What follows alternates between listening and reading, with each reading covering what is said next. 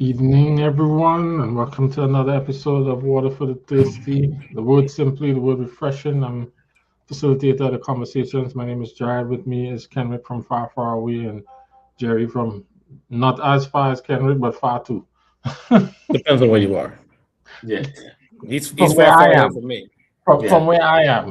yeah. He's not as far as where you are, you know? Right. Jerry's a straight Facts. flight, what, about 7 hours, 6 hours? Yeah, seven, Yeah. 6 hours. Yeah, from there like 7, 8 hours. Yeah. Yeah. And you was what, 2 days? Oh, I guess coming here is not that bad. It's probably like 6 and a half. No, from where I am, it's 6 hours for Yeah, you? coming here and Oh, then okay. going back, you're going against you get the jet coming this way, the jet stream Yeah. coming this way, so you get a little push. Oh, okay, okay, okay. So, Yeah, but like man. 8 or 9 going back. Oh, really? Yeah, yeah, Because you're yeah. flying Now against you're it. going into it. Yeah, yeah, yeah. It's a lot more gas and time Gotcha. used, Gotcha. So fuel and time used. I learned a few things there today, man. All right. So So this is the second episode for the year. We're still in January's readings, which is Luke, Genesis, and Proverbs. Fortunately for Kenrick, he didn't have to do any psalm reading yet for the oh year. no, I'm gonna do some Psalms this year. I Okay. did like 2 chapters last year. A Wow, whole two. That's a a start. whole two. That's A plenty. whole two. I Yep. did. Hey, dude, 2 out of 150. That's plenty. That's When I say it's plenty for probably not a you, good number. That's probably not a good number. But It's yes, not no. The ratio is pretty. I read Psalm 23 like 3 times though. So that count as what, two? 23 times 3 is 69. Never mind. Yeah, don't go Never mind. That was bad. That was good. I like that one. That was good. Um, so yeah, Book of Luke, Genesis, Proverbs. Kind of like what spoke to you this week? What you see? What you like? What you dislike? What happened? So there were a couple things. So one, Genesis 3. I think I made a note on this. Hold on. Yes. So I guess I should pull it up. Courtney's not here, so we don't have a reader. So Genesis 3. So a couple of things I will say. One, I actually was very intentional because I usually don't do it as much. I do it, but not as often. But I try to be, based upon our last conversation, I try to be very intentional on reading from various versions to make Okay. sure that I understood like context and words and all that kind of stuff. So from last conversation. So I appreciate Which that. ones? Which ones did you use? I did NLT, KJV, and Amplified. Okay, So I don't know if there's. no, that's good. I have a parallel Bible with those where they all sitting flat in the book, so you could do it side by side by side. Ah, got you. So I kind of just went back and forth. Genesis 3 is, Eve and the serpent and all that kind of stuff. So we've had these conversations before. I can't remember if we had this conversation, We'll but find out. Well, we do it but again. we've had these conversations before of or about the idea of what the world was, and it's perfect. Like perfection doesn't necessarily mean that it was absent of like processes, No. right? Whereas like a seed, an apple falls in the seed, like I think and based upon our conversations, there's a lot of ideas that not necessarily like you being Jared and Sharika, I remember have like you guys think that Adam and Eve still took dumps in the Bible. I mean in the garden. Like I don't know. Absolutely. I'm not there Absolutely. yet. But that's Wow. fine. I get it. Wow. So, I'm they just have not. to. I'm not How there else yet. the- how else they gonna live? No. Once again, I understand it. I'm not there yet. Okay. Right. However, in Genesis 3, it says the serpent prior to sin was skilled in deceit. but it made a difference. It looked like it delineated between the serpent and Satan. So my question is, the serpent itself, is this the serpent with Satan like inside of it, where Satan has taken over, or the serpent itself was skilled in deceit, and is deceit a negative thing? Can deceit operate in a land, on a world without sin? Let's see what the Hebrew says, Jerry. Where's your teacher when we need him? We need to bring him on here and make him. I can share what we studied about that so far. What you got? It would be interesting to see how we do it, because he's how many hours ahead of me, I forget. Because like when we chop it up like 9 a.m. on Sundays my time, it's like where's he at? In Israel. It's like 2 he's in Israel. Your guy. 9 a.m. by me. So that's but so from what we've studied so far, the serpent actually was this gilded creature that would walk, that was capable of walking. It would stand up. Which is why when it spoke to Eve, it actually spoke into her ear. And the imagery is that it was cunning at, I'm going to pronounce the word properly, bear with me. So cunning's another word. Yeah, it was cunning and crafty at soliloquy. So it knew how to put words together to be persuasive and win an argument, essentially. So the way he likened it is, there are people that are good at making you think their idea is yours, and then you take it, own it, and run with it. So it's not so much that I'm trying to convince you of something. I'm just asking questions. I'm just pointing you in a direction. Then you're like, this is what makes sense. Well, and you look back and you see that's exactly what he did. Correct, because he just asked questions. He's just like, did he really say? Is this really the? Well, he led off and was like, Cameron, what version used? Which version translated the word, the adjective? Yes, the adjective to deceit. I think I used Amplified, if I'm not mistaken. Amplified used deceit. I believe the Amplified used deceit. I'll go back. Because what I'm actually using is, where is it?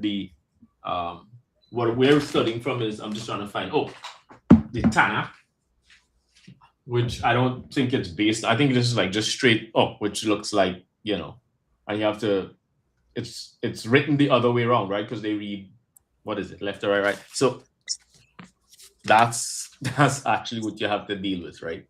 But yeah, I think this is like Hebrew into straight English. It's not based on like, KJV or something. Got you. But there's some other things that have come up in terms of what the words literally say, and what and the meaning to be interpreted from that. And there are some variances to what we have traditionally been taught. I'm not going to jump into all of that now. So Genesis 3 says, the first verse says, now the serpent was more crafty. And then the Amplified says, subtle, skilled in deceit, than any living creature of the field which the Lord God had made. Yep. And the serpent Satan said to the woman, can it really be that God had said, you shall not eat from any tree of the garden? Which was, the Lamech clearly had game. Yeah. Because he never even said that you shouldn't, or like he put it out there and let her kind of come back and refute, right? Which lured her in, to the conversation. So that's what I'm saying. Like, so was the deceit because of the serpent and that God had made, or was the deceit because the serpent had been occupied by Satan? So I would say let's pause and define the word first. Operate in a sinful, in a sinless world. Can God create deceit? Yeah. Now again, remember, this is not that's the English word, but that's not what the Hebrew implies. The Hebrew just implies that you really have a gift of God. You're good with words. You're good at getting people to be persuaded by an idea, even if it's not an idea that's germane to them. You plant the idea, but get them to embrace it like if it's theirs. All right, I'm going with that question. Can deceit operate in a sinless world? That's a good question. Mm-hmm. Because it helps to force us into either uncovering some assumptions that we have, or Right. trying to make sure we are working on the same playing field with the same language. All right. I think that Jerry's kind of set the stage. What does the word there, and what does that word mean? And is it deceit, and is deceit a good word to translate that? And even like our own biases that we have with the language, right? So maybe even if I don't use deceit, based upon what Jerry's saying, maybe crafty is a little bit better, right? Mhm. Because crafty can be either or. Deceit kind of has this negative connotation to it, right? Where it just doesn't seem like you're being 100% upfront. Crafty can be both negative or positive, right? In that you're, to Jerry's point, like you're skilled at convincing someone to do it, whether it's right or wrong, right? And being able to do it in a way where I guess I look at crafty as like doing it in a way where you have you're able to influence them. Oh, shucks. Yeah, man. Boy, somebody get a pass, man. Yeah. You got your whole pass stamped. It's not a hall pass. It's like an ankle breaker. Right. At this point. You get Kenneth, we got to put your question on hold, deal, so you can come back. This pass mightn't hold for long. Yeah. it's gonna be a pass, and then I will come back. So I'm just draining her energy at this point because she's not ready to sleep. So welcome, Bishop and Small Bishop. Yeah, Little Bishop. It sounds like a new drill rapper, right? Little Bishop. What's up? LB, Little Bishop. LB. What's up, LB? All right. Yeah, so Kenrick is there in Genesis 3:1. He's going through the different versions. And one of the versions had the word deceit in there. And because me and you believe that Adam and Eve had to take the bowel movements before they, in creation, he wasn't completely sold that it was there. He trying to establish what kinds of things were present before sin. And since the Bible describes the serpent as being deceitful, is deceit one of them things that pretty, makes sense of that. So that's where we were when you walked in. And Jerry was helping us with the definition of deceit in the Hebrew Bible. Okay, you've been doing a little course there. I was doing my own little Bible gateway little look in here. But I think that the best place for us to start is what's the word there and what is it saying to us before we go down the road about deceit? And before, and I guess even before that, or maybe in conjunction with that, is the serpent, when it says now the serpent, is it actually just talking about the animal itself, or is it talking about the animal embodied by Satan at this point? Or both. Or both. Yeah. Here's a challenge that the Hebrew provides and that the translators choose to help us with and not help us with. It doesn't delineate between man and Adam in the Hebrew. You kind of have to figure that out. Okay. Every time you see Adam and man, it's the exact same word.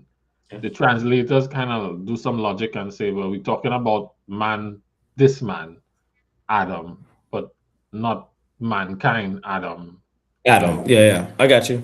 And so there may be some of that happening with the serpent as well, because that happens with God as well. The word Elohim is referring to him and them, and him and them. Yeah. And context is determining which is context and verbiage, subject-verb agreement is determining which one is it. Right? Gotcha. We just kind of flatten it all to God.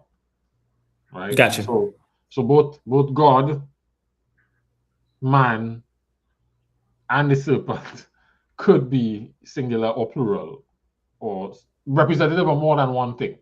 Yeah. Gotcha.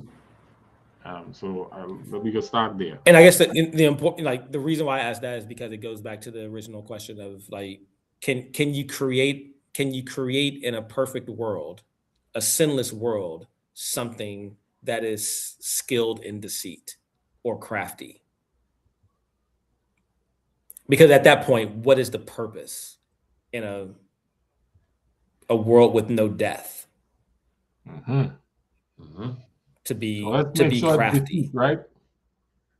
What's What'd you deceit say? in English? What is deceit in English?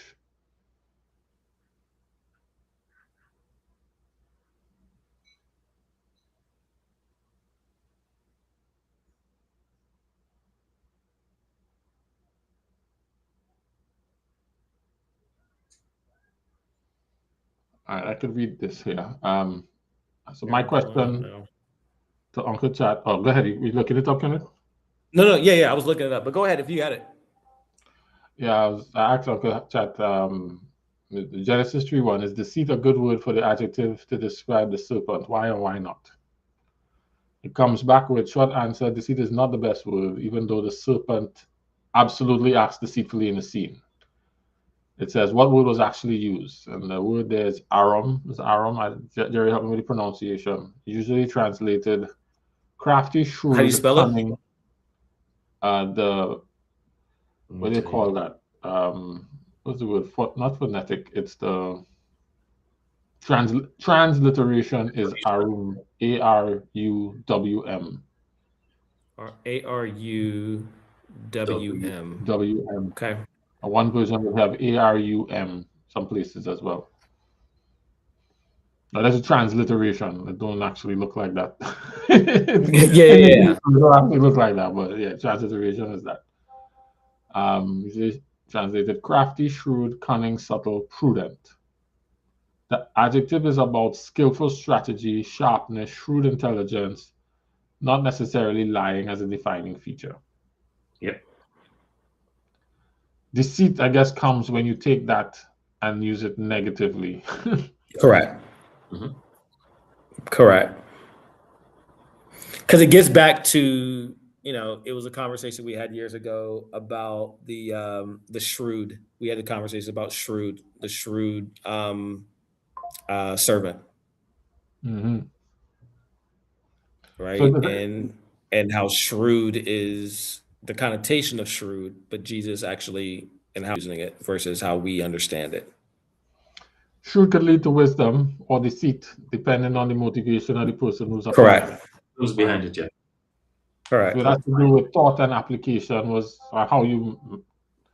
what you do in a situation and what's motivating that decision. It will take shrewdness and make it wisdom, and shrewdness and make it deceit.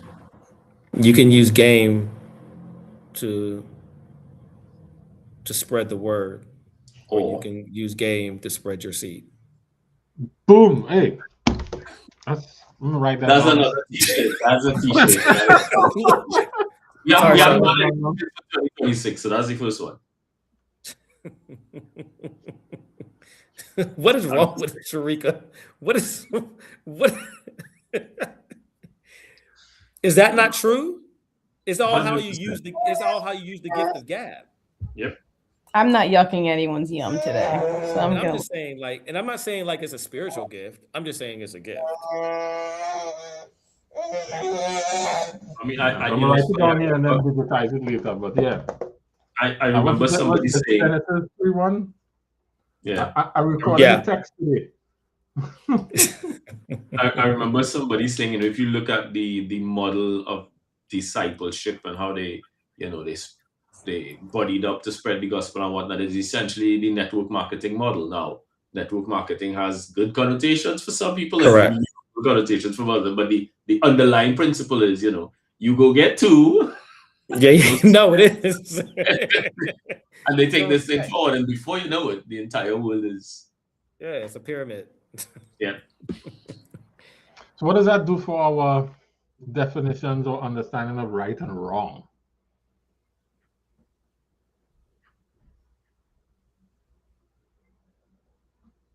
because it's, the question is network marketing right or wrong? And then the question comes, well, depends.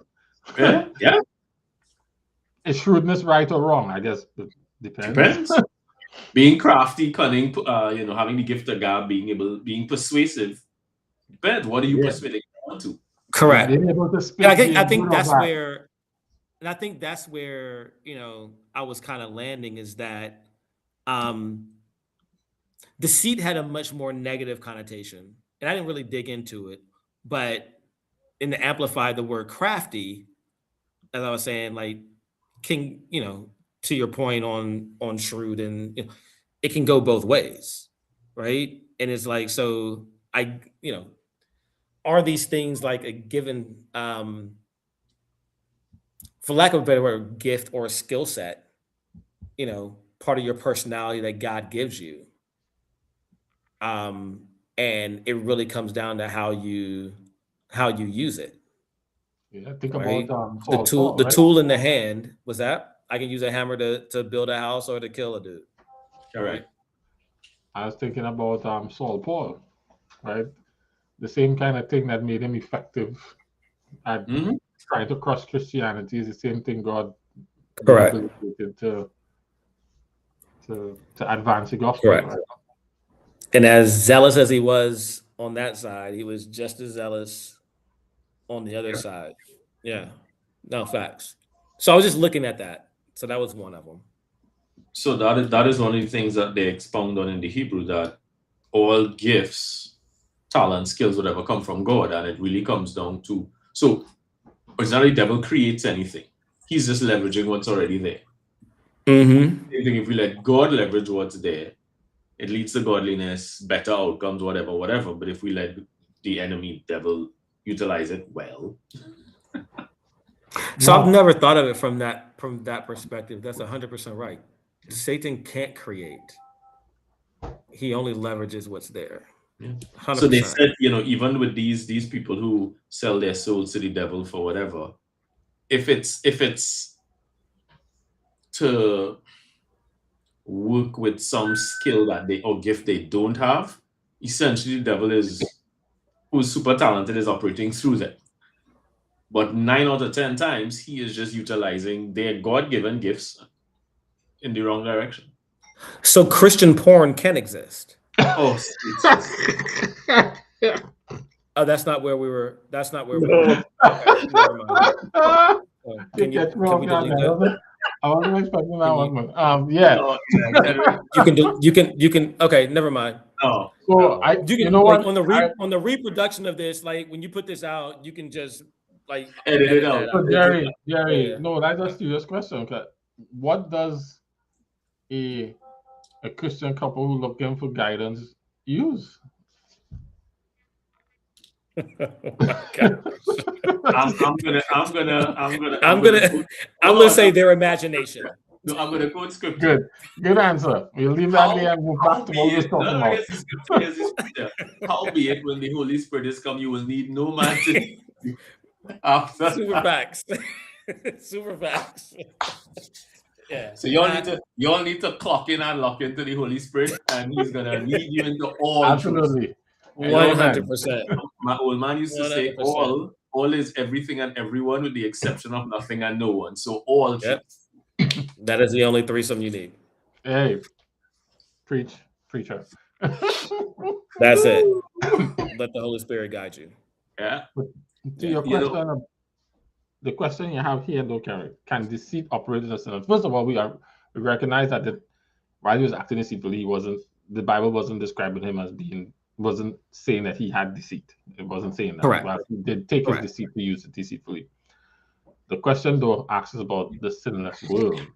And what God created was good, but this thing was able to come in. Was it part of what he created to be good, or did it infiltrate what was good?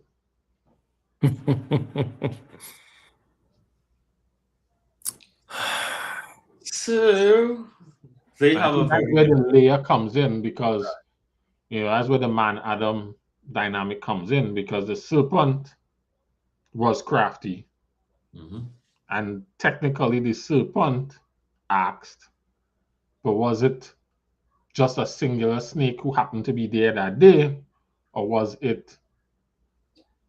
So it's like when the man talked to Jesus and said, "I am Legion." Was it the man talking or Legion talking? So I think so. The way I've always read this, now the serpent was more crafty. It seemed as if that the serpent itself, like the animal, Mhm. right? Multiple, right?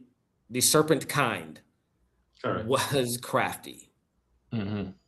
not this particular one. Yeah. Which Which how is I've always read it. what's implied in the Hebrew. That breed of creatures, that species, Correct. was crafty. Yeah. They were attractive. They could stand up on hind legs and talk to you at air level, whole 9 yards, right? Yeah. Correct. Yes. That's how I've always read it. Mm-hmm. Is that it was just talk about I like the breed of animal. So I'm going to tag it now. So now we have the parts of this question I think are profound. So I'm glad you phrased it the way that you did, and we captured it in writing, right? And we're not just talking with it in the abstract. We have the little concrete language. Can deceit, well, first of all, it wasn't deceit, but we will ask about deceit, operate in a sinless world, which is more of a question of can negative things operate in a sinless world? Mm-hmm. Is a sinless world immune from? I think that's actually the better. Is it immune from? Because I think that's where you were kind of getting from. You were getting to with the fact that you have this sinless world, yet you have Satan operating now in this world, right? No, he has access to it. He can come into it. Correct. Yeah. Yeah, and so is it sinless because it's perfect, or does sin have impact on the space that it enters? Is it sinless because it's perfect, or does sin have impact? So the latter is 100% true because we saw the results of it, Right. right? As soon as sin, go ahead. Go ahead. No, go ahead. As soon as sin. No, because as soon as sin occurred, and that was another thing that I was thinking about. Like I was like, as soon as sin occurred, there were a couple things that happened, right? And it's actually very consistent with just sin itself. So the one thing is that I was like, sin separates. And, I was thinking about the fact that,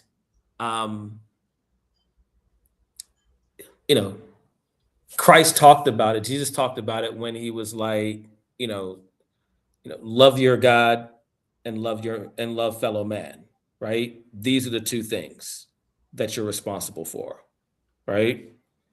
And sin, you saw as soon as it happened, it did both.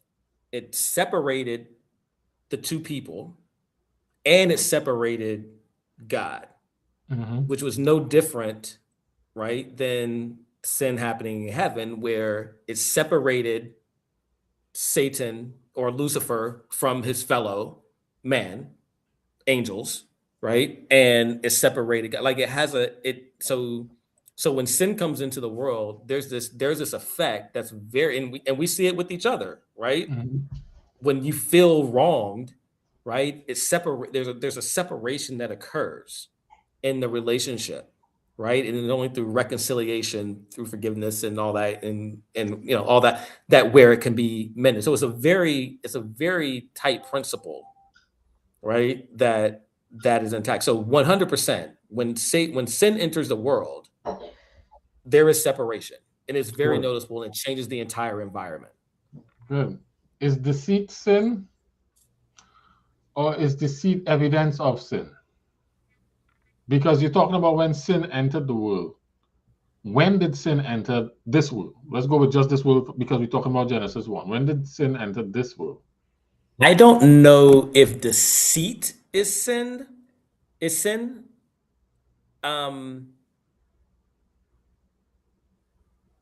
It can be.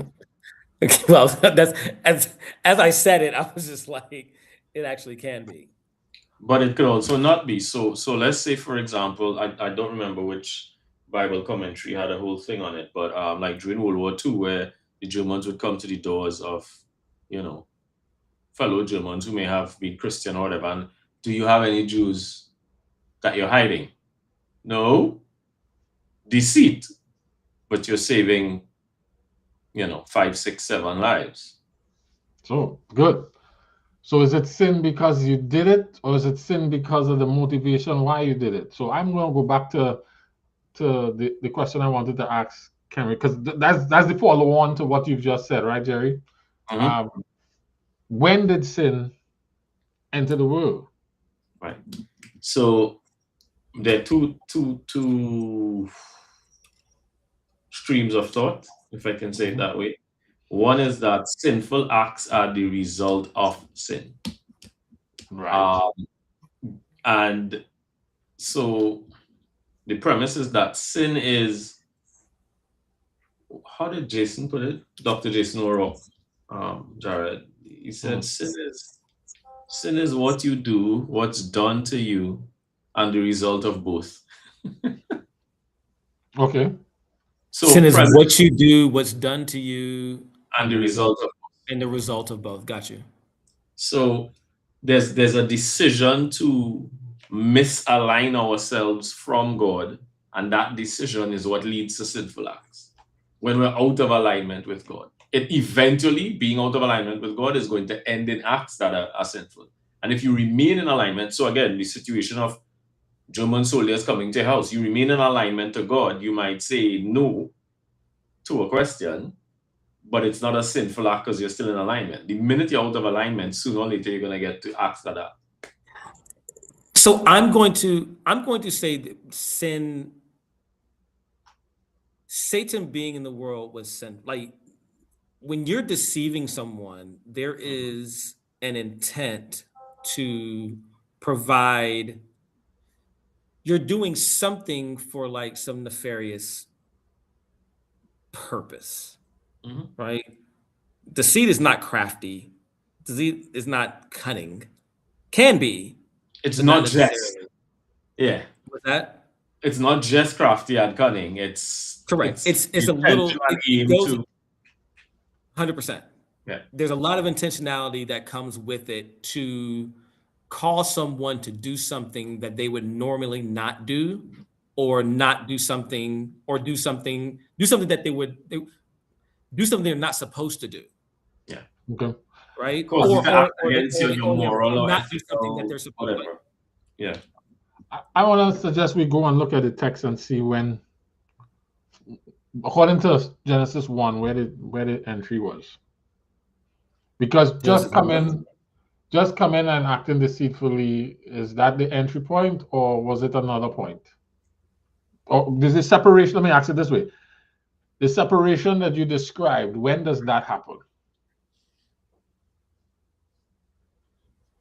Because they weren't separated at the point that the devil was being deceitful, right? So that deceit didn't cause separation for Adam and Eve. The separation, so I would say the separation where I saw the immediate separation was in the relationship between both God and Adam and Eve, right? Adam and Eve, the first sign of separation was when the accusation or the blaming happened. Right? What about when they saw that they were naked? Was that? What about when they saw that they were naked? But I thought the blame happened before they were naked. Nope. That's what I said. They noticed they were naked, and then the blame happened when God came down. You're right. So there's some key things in the language here that I think are important, and I think we should read it to help answer these questions, and then we will figure out what there is or isn't. What we got? Let's go from verse 1. 1 of what? Chapter 3, because that's what you have to learn, right? Oh, I thought you said chapter 1. We went back to. Sorry, no, Genesis 3, verse 1. Sorry, verse 1. I meant. Gotcha. I may have said chapter, but verse 1 is what I meant. I got you. You want me to read, or I'll read? So I'm gonna read in my NIRV Bible, so that maybe distorted my perspective a little bit. You're good. The serpent was more clever than any of the wild animals the Lord had made. The serpent said to the woman, "Did God really say you must not eat from any tree in the garden?" The woman said to the serpent, We may eat fruit from the trees in the garden, but God did say, You must not eat fruit from the tree in the middle of the garden. Do not even touch it. If you do, you will die." "You will not certainly die," the serpent said to the woman. "God knows that when you eat fruit from that tree, you will know things like you've never known before. Like God, you'll be able to tell the difference between good and evil." The woman saw that the tree's fruit was good to eat and pleasing to look at. She saw that it could make a person wise. So she took some of the fruit and ate it. She also gave some to her husband who was with her, and he ate it. Then both of them knew things they had never known before. They realized they were naked, so they sewed together fig leaves and made clothes for themselves. Then the man and his wife heard the Lord walking in the garden. It was during the coolest time of the day. They hid from the Lord God among the trees of the garden. But the Lord God called out to the man, "Where are you?" I want to pause there and go back because there's so much in here. First of all, the tree was in the middle of the garden from the beginning, right? Mm-hmm. It was put there and labeled the tree of knowledge of good and evil. It wasn't a tree of sin. It was a tree of knowledge of good and evil. Which they probably didn't. They didn't have a concept of evil, I would assume. Sin happens when. So I'm going to make an argument from up front. Sin happens when we come to that knowledge of evil, but because that's to me when it happens, right? But it may be something else. Because it's more than just a knowledge of evil. Because God has a knowledge of evil and he's not sinful. Right? So it can't just be that. Right? So I will. So going back, I would probably go back to Genesis 2:17. May as well ask, were they always naked or did sin result in them being naked? It says here they realized they were naked. What does your version say, Jerry? In the no, actually in the Hebrew, they were naked, but there was no. I know we like to say no shame. There was no negative view of that. So it's just like, and the way he explained this like this: kids will run around naked and not even be bothered. Is that as they mature and they start realizing, oh, wait a minute, your bits are different than my bits, and then all this. Right? So is that why nudist colonies are like? Is that closer to like where we should be? Here's what I will say, Karen. God didn't. While God made clothes came after sin. That's what I will say. As a matter of fact, the clothes came after sin. Yeah. So God's intent, going back to God's intent and design, he never designed us to wear clothes. He didn't bring clothes till after we were. So when people are focusing on going back to the original diet, they're only doing half of it. If they want to get back to where they were, they should actually be. Yeah, but buck naked. Buck naked would be back to and the you're only doing design. Okay. It would. Okay. All right. Woo! Yeah. My mom is watching, and she probably just turned it off. It's like fix it, Jesus. She just dropped off. But only my dad's probably definitely have walked away. Yeah. So I go back to Genesis 2, because you were asking when did sin happen? It was so 15 says, so the Lord God took man he had made, I'm reading Amplified, and settled him in the Garden of Eden to cultivate it and keep it. And the Lord God commanded man, saying, you may freely and unconditionally eat the fruit from every tree in the garden, but only from the tree of the knowledge, the recognition of good and evil, you shall not eat. Otherwise, on that day you eat from it, you shall most certainly die because of your disobedience. So I would say, based upon that, It wasn't the touching of it. It wasn't the conversation that happened before. It was when you actually ate the fruit Why? is when, Good. because that Why? was explicitly what he said. He Right. never said don't touch it. He never said don't look at it. He didn't, you knew where it was. It had to be seen, right? There was knowledge of it. He was very explicit based upon this version, right? And how this reads, that on the day that you eat from it, anytime you ate from the tree, you shall most certainly die because of your disobedience. Right. Mhm. So that's why I said there are two streams of thought, because one is when you made the decision to disobey is when sin enters. The disobedient act that you then actually execute on is just the sinful act. But sin was when you decided, I'm going to be out of alignment with the will of God and I'm going to do this thing. You might decide you're going to do this thing and it may not happen right after. You might plan. And we know this. You decide, all right, I'm going to clap some cheeks, and you're planning 3 weeks out to do it. The sin is not when you actually did it. The minute you made up your mind, this is what I'm going to do, that's when sin enters. So that's one. So let me ask you a question. Is there space and time between the time you make your mind up to sin, to do this act? There's a time where you can actually not do the act, right? You decide not to do the act. You decide to dial back. Repenting? Are you now repenting for the decision to do the act that you never did? Like, or is it the actual act that seals it? Because we talk about and I can't remember. According to God, the minute you thought about it, the minute you made that decision here, you sinned. Because remember, he said the commandment said, or you have heard it said, if you commit adultery, you've sinned. He said, nah, the minute the minute you actually make the decision here, that's when the sin happens. So let me phrase that. That's when, you're making a decision. Yes and no, Jerry. Yes, because on the face that is correct. Right. But there's a little bit of nuance in there. There's a little bit of nuance in there. There's more than that. Right. Because, and I'm going back to this text to show it. Thinking about something is one thing, right? But this is not thinking. This is making up your mind.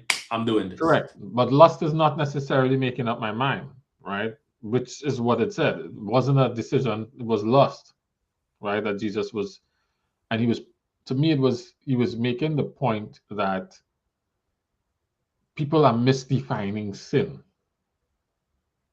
right? As the man. You said defining or misdefining? Misdefining. So okay, poorly defining sin. Yeah, I got you. They're defining sin as you went and you do this. He is saying sin is something else. Because he didn't just use that example, he used another one as well, right, Jerry? He used another one, yep. Hate. Right? So he's trying to show that it's what's inside of you, not what you do on the outside. And if you just limit it to what you do on the outside, you're missing the whole point. That's really what you were saying, right? And that's true here.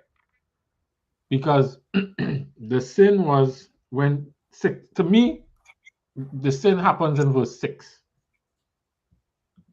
When the woman saw that the tree was good to eat and pleasing to look at and had potential to make her wise, she then decided, I know better than God.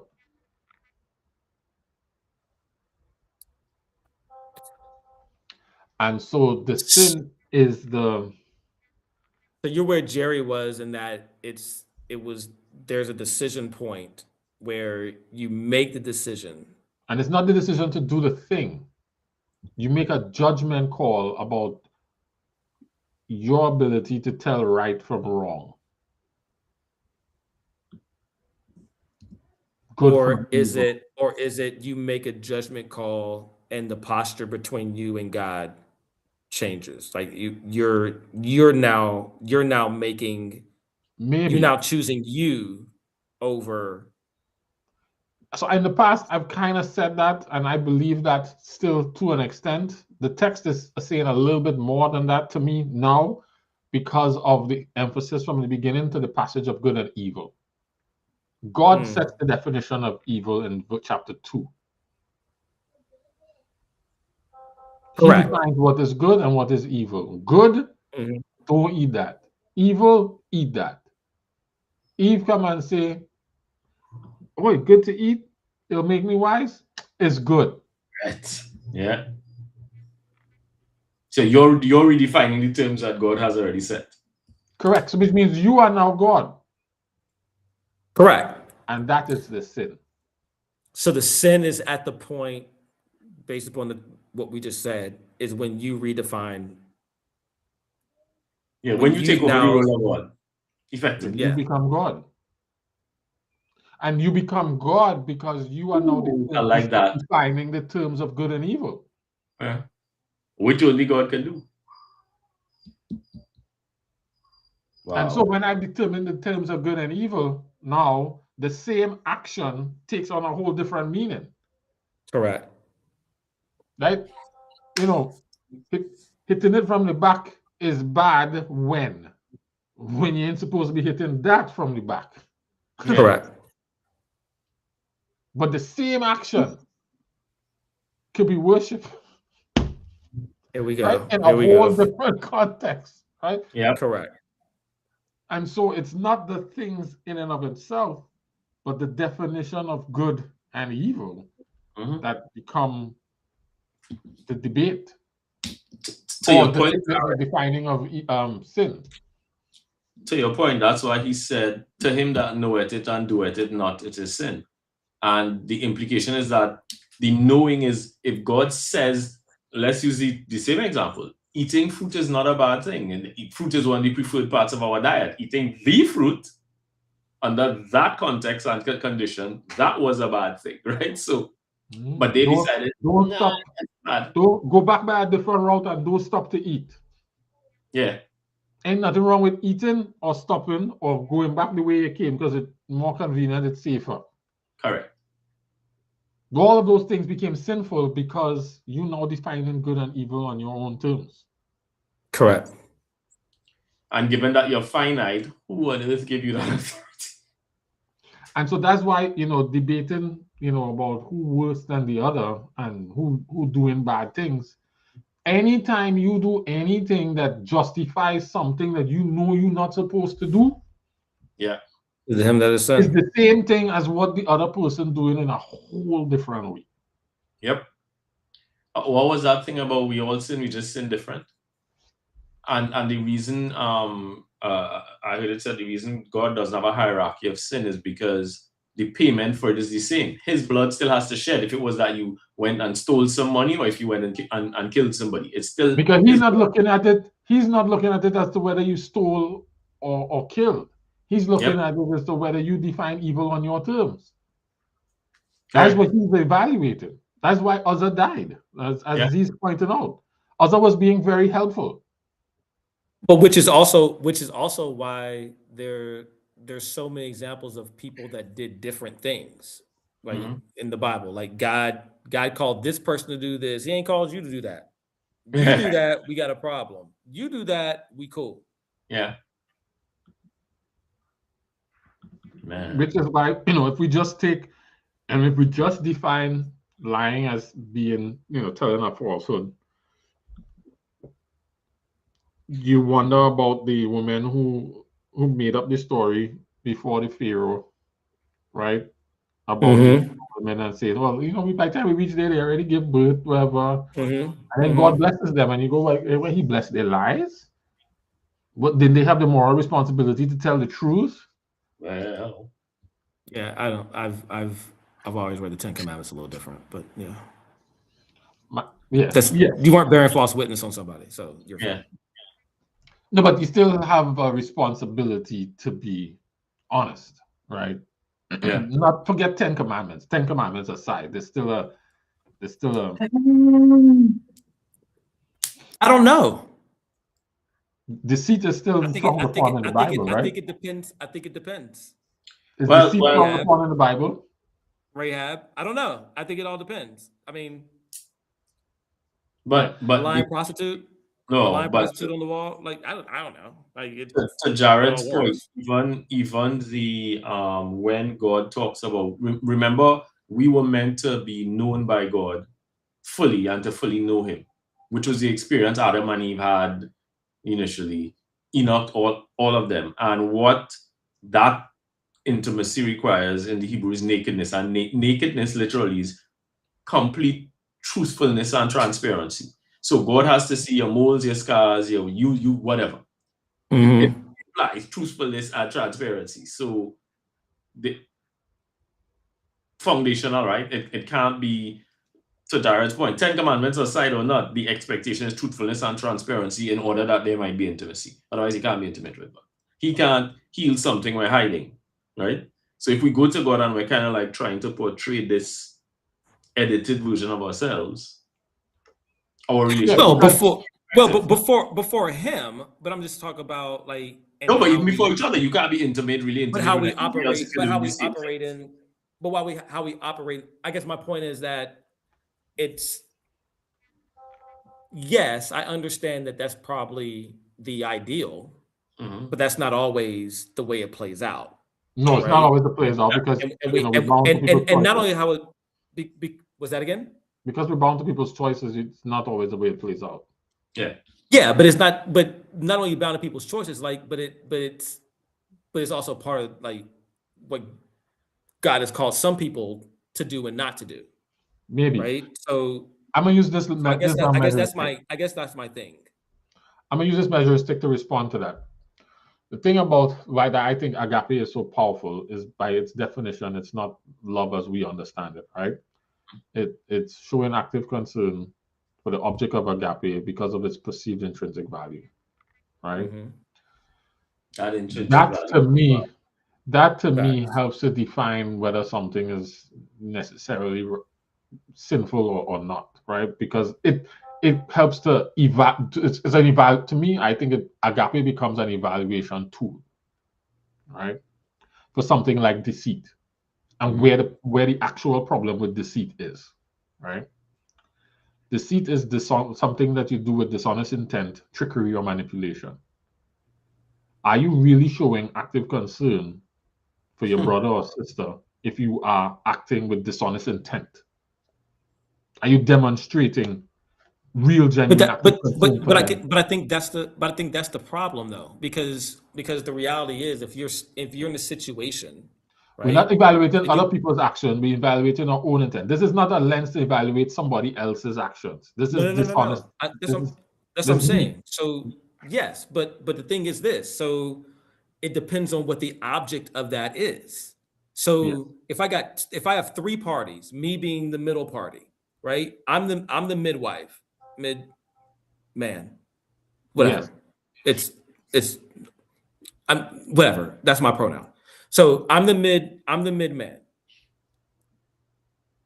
I have a child, right, as a party, right, and a mother, group of people. Correct. And I have a king, correct, or Pharaoh as a correct. party. I'm deceiving one of them. Correct. Right? The affection is for the other one. They both have intrinsic value because they both have been created by God. That's what I'm saying. Like, so it depends on the object of. Correct.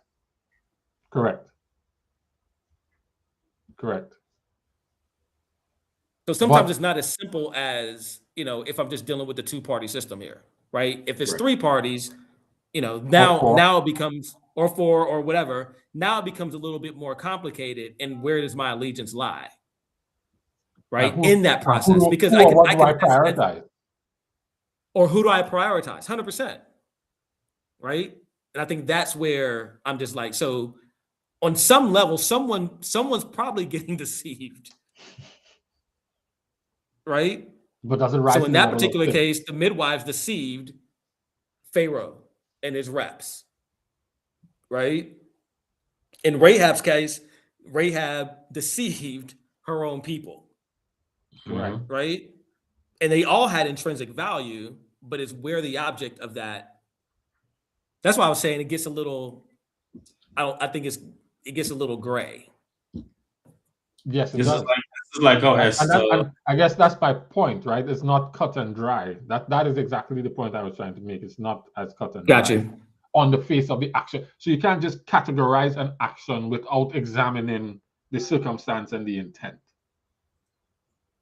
And the intent, the circumstance, and the context in which it is happening. If you just isolate the actions alone, it's not going to necessarily reveal. Actions are a fruit of a thing, evidence of a thing, but you can't tell what it, is evidence of a thing, but it's not the thing itself. Correct. What are you saying, Jerry? No, I was just giving an example to of even Esther, right, where she was not technically, she was deceiving. What's his name, Haman? Mm-hmm. And it's not until the final nail in the coffin that you reveal, okay, that is the man who's trying to. Facts. I mean, she could have come out and said, "Hey, I don't look like a Israelite, but I am," right? Yeah, wouldn't have been effective. And whose intrinsic value mattered more, then yeah. Much shorter story. I think much shorter story. I think the challenge for these nuanced areas is we know how people will probably take things and run with them, and so you see people try to give you lines to color within to avoid people. Well, hopefully avoid people running away with things, but I don't know that ever is a good thing or it ever actually protects people. It's like they talk about a virtual fence. It's not actually there, but it will trigger an alarm if I think a lot of those efforts on our part are just virtual fence. I just haven't seen that. I haven't seen a lot of places. I've seen some, but you don't see a lot of places where God colored it within the lines. Well, he's coloring within his lines, and that's the challenge. It's his lines. Correct. That's Peter. That's Peter all over again. No, you shouldn't die. Like, yes, I have to. You don't have in mind the concerns of God, the concerns of man, which leads me back to this. If we walk away from this conversation as we do right now, it becomes subjective of who's the object. I think one of the things that Genesis 1:3 now defines is when it comes in conflict with what God wants, we have to show active concern for Him above all of us. And it's when whatever we decide conflicts with that it becomes problematic. Agree with that. And I think you always have to include Him as a party in any of the interactions, right? What was the adage? What would Jesus do? What is God expecting of me in this moment? Because as long as I'm not aligned to what He's expecting of me, then I'm sinning, regardless. Right. Full stop. Yeah. That's where the sin is in me choosing what I want over what He wants.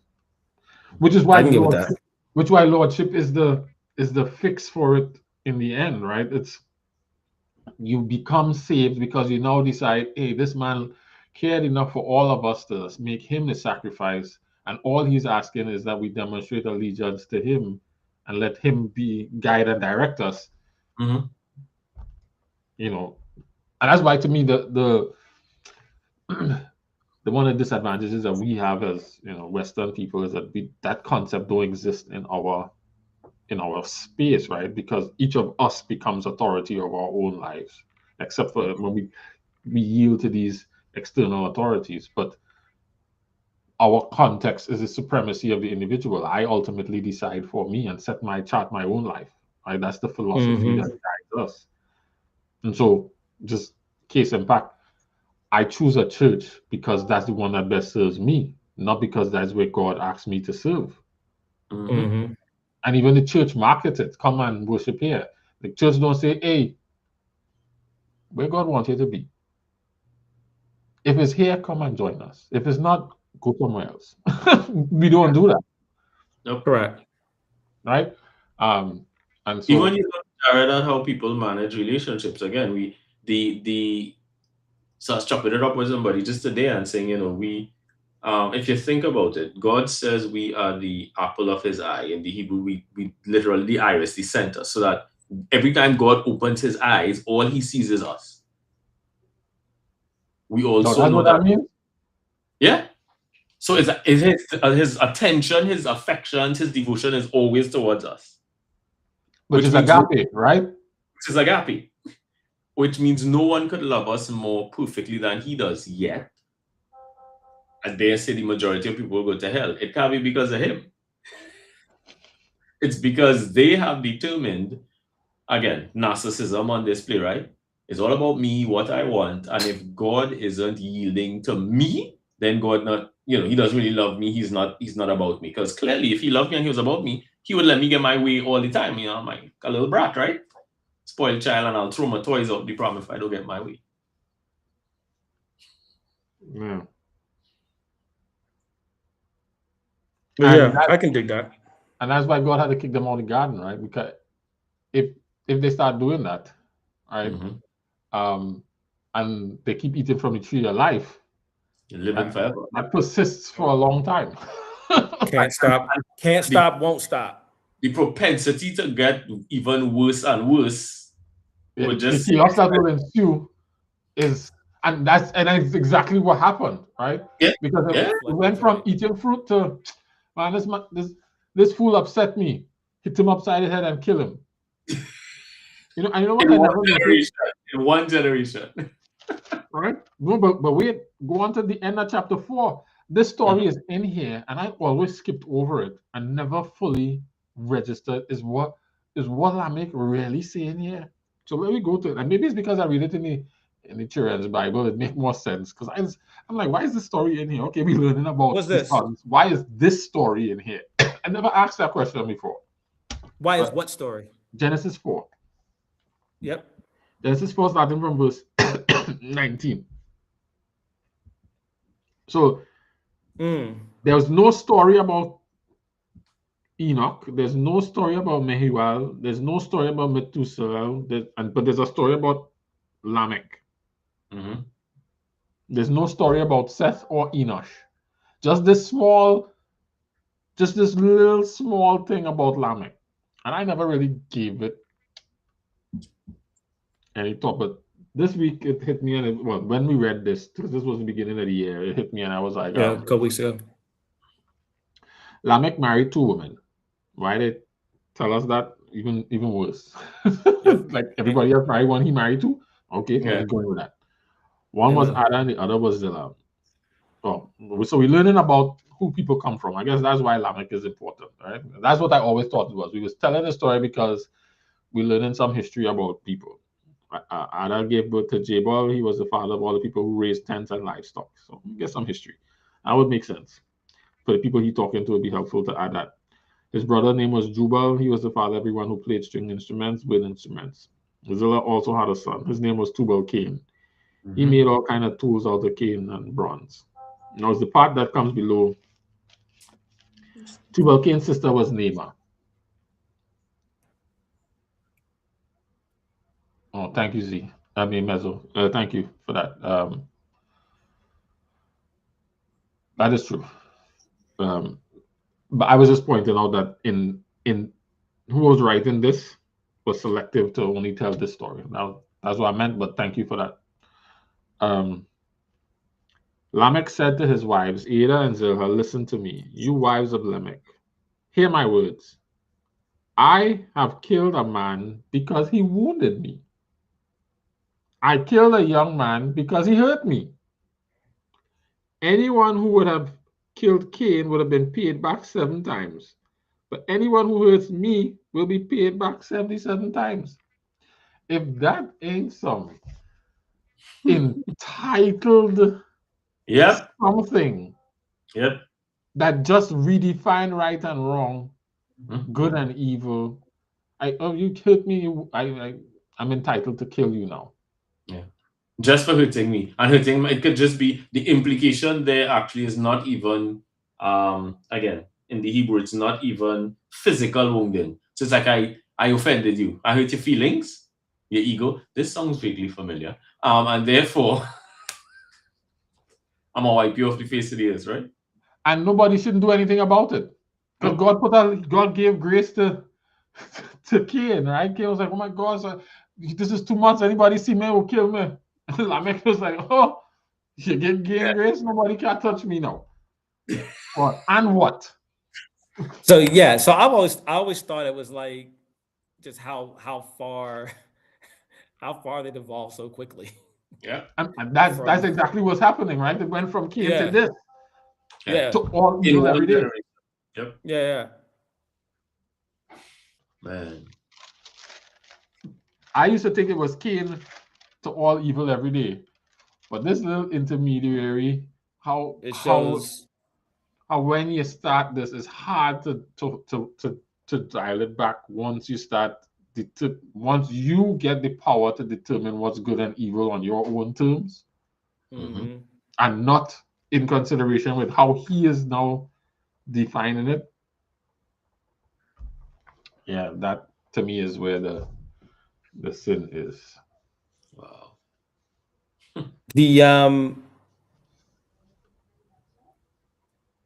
The Cain Abel story was actually very interesting because I've always known it. Rereading Cain and Abel and Noah this time kind of just, I remember growing up, like you're in school, you're at church, you're learning this stuff, and there's always like a narrative that goes with it, right? Noah preached for 120 years. I was like, I don't see where this Bama preached. He just built an ark. There's a verse. There's a not verse, in here, but in another part of the Bible. Yeah, it's like in 2 Peter, 1 Peter, something like that. Something like that, yeah. That said Noah was a preacher. Correct. Correct. 2 Peter 2:5, a preacher of righteousness. Yeah. Yeah. A preacher of righteousness, right? But now they've devolved into 120 years of this. And then the other thing was I've always, until I actually spent time on it this, a couple weeks ago, whenever we read it.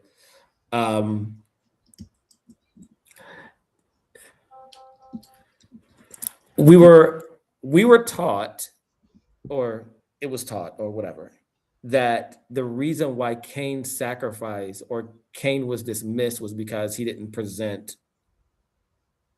a lamb. Yeah. That's not what it says, though. Yeah. But that's not what it says. Nope. It was very clear.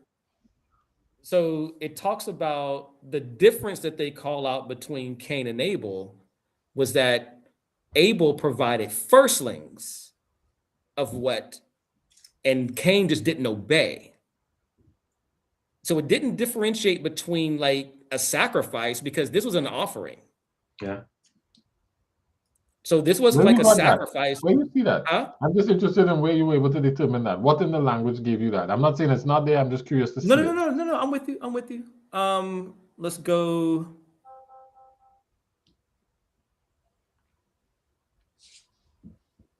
So number 4. So chapter 4.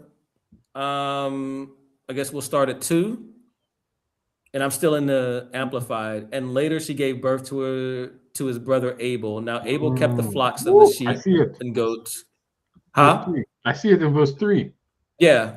But Cain cultivated the ground, and in the course of time, Cain brought to the Lord an offering of the fruit of the ground. But Abel brought an offering of the finest firstborn of his flock and the fat portion. I was right there the whole time. Yep. And the Lord had respect and regard for Abel and for his offering, but for Cain and his offering, he had no respect. Yeah. So, which interestingly is why Cain got really upset, because so Abel paid more attention and put more effort in. He's like, I'm going to give God. I'm not just giving him something. I'm giving him my best, the best of the best. And he asked me for that. Yep. I'm giving him what he asked me for. Cain was kind of like, I'm going to give you the idea that it was asked for. Because he said, do what's right. In verse 6. So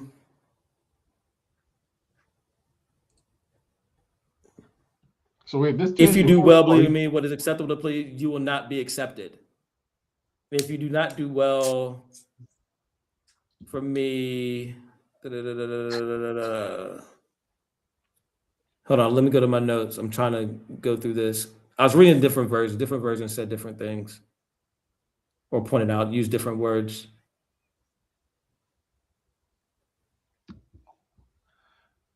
It's now changed the whole story. Mm-hmm. Because it's kind of like Cain was like, whatever. If you, so I guess verse 7. I'm Verse gonna do 7, something, if you do well, believing me and doing what is acceptable and pleasing to me, will you not be accepted? And if you do not do well, but ignore my instruction, this is amplified, sin crouches at the door and its desire for you is to overpower you, but you must master it. wow. Yeah. There was an instruction there. Yeah. About giving your best. And Jared is going back to your point, right? You are now deciding, right? And Correct. I'm gonna just give him something. He'll be chill with that. I don't need to Correct. follow the instruction to the T. Whether it's the first or the second, the best or not, like I'm giving him. What is the instruction? I'm giving him something. He had to be happy with that. I'm just giving him something he can feel. No. No. Okay. If you don't do what's right, and I look at the thing, Jerry, sin is crouching at your door. So it didn't take him yet, right? Yeah. So it's crouching. It's At your crouching. door. Yep. But you must rule over it.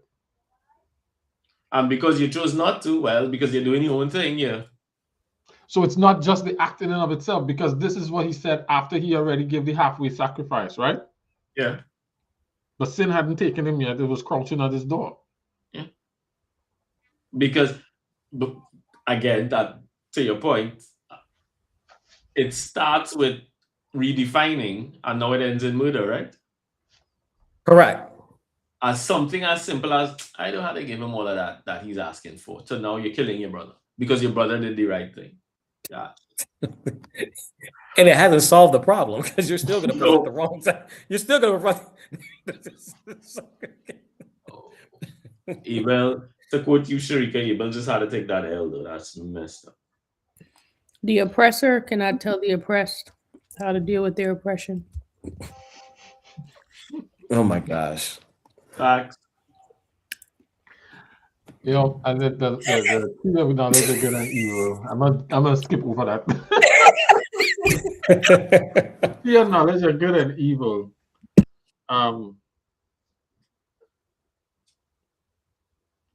I discovered that evil, the tree helps me discover that evil is anything that's not what I want.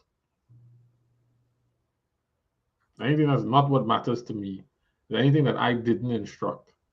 Yeah. I treat it as evil. That is evil. And the crazy thing in the Cain story is verse 8. Is that Cain never went back and had the conversation with God. Cain went and talked to Abel. Yeah. Why you want to show me up so like that? Why you want to come and do this? Yeah. And Abel, why not just do what God asked you to do? Yeah. Kill. So and then he talked to God after that. God came and talked to him. Or God, God came and talked to him again. So it was just interesting how. Go ahead.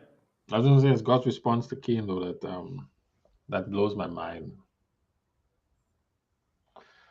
God seems as a guy who's like, man, you have no idea what it is you're doing right now, and I had to deal with this. I had to clean up your mess. It's almost like one time I asked me to do something and I turned around and thought he had it and he make a mess. And I was like, yo, that's why I give you this instruction. Look at this mess now. Now I had to stop what I'm doing and clean this up, right?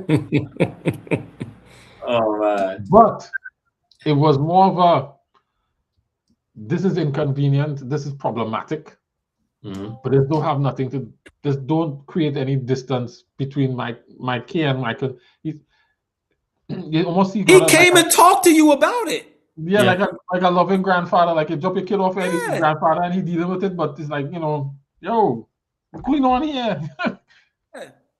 Like,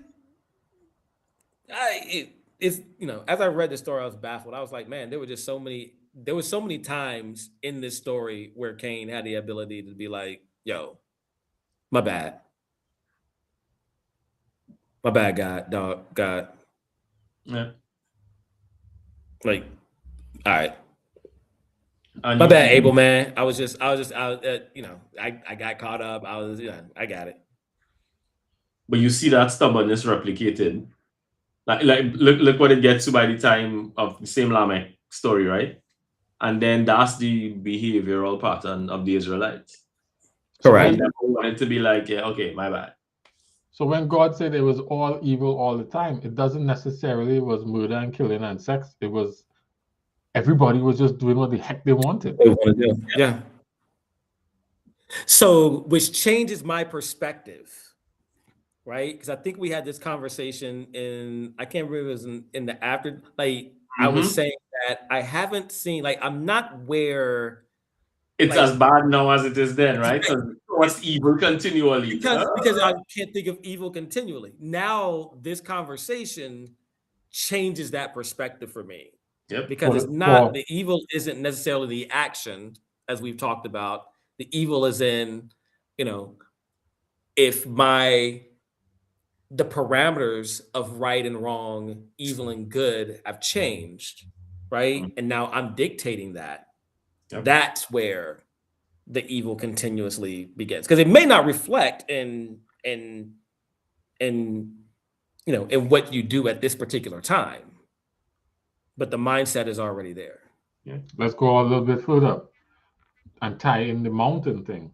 The mountain is talking about the reign of God, the kingdom of God, the people who decide I am going to give him authority to determine right and wrong.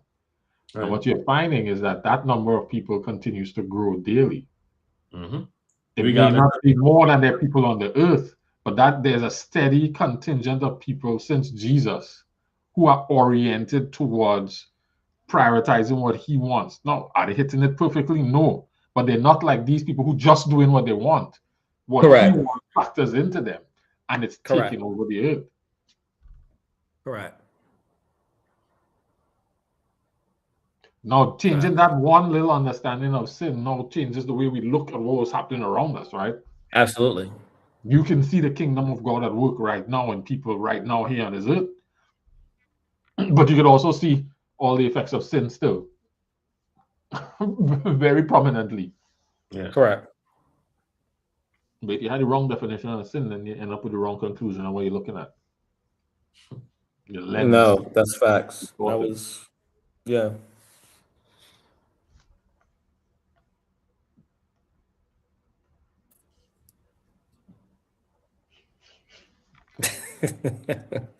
Dang, you get the shout out? Yeah, man. So I just want to thank my little pterodactyl for deciding to sleep. Was she ate it? No. With some Jack on the gums? No, nope. Everything. Okay. No, we got no meds today. She just drank her little bottle. Today. What happened yesterday? Ain't had no meds yesterday either. Had no meds yesterday either. But the day before that.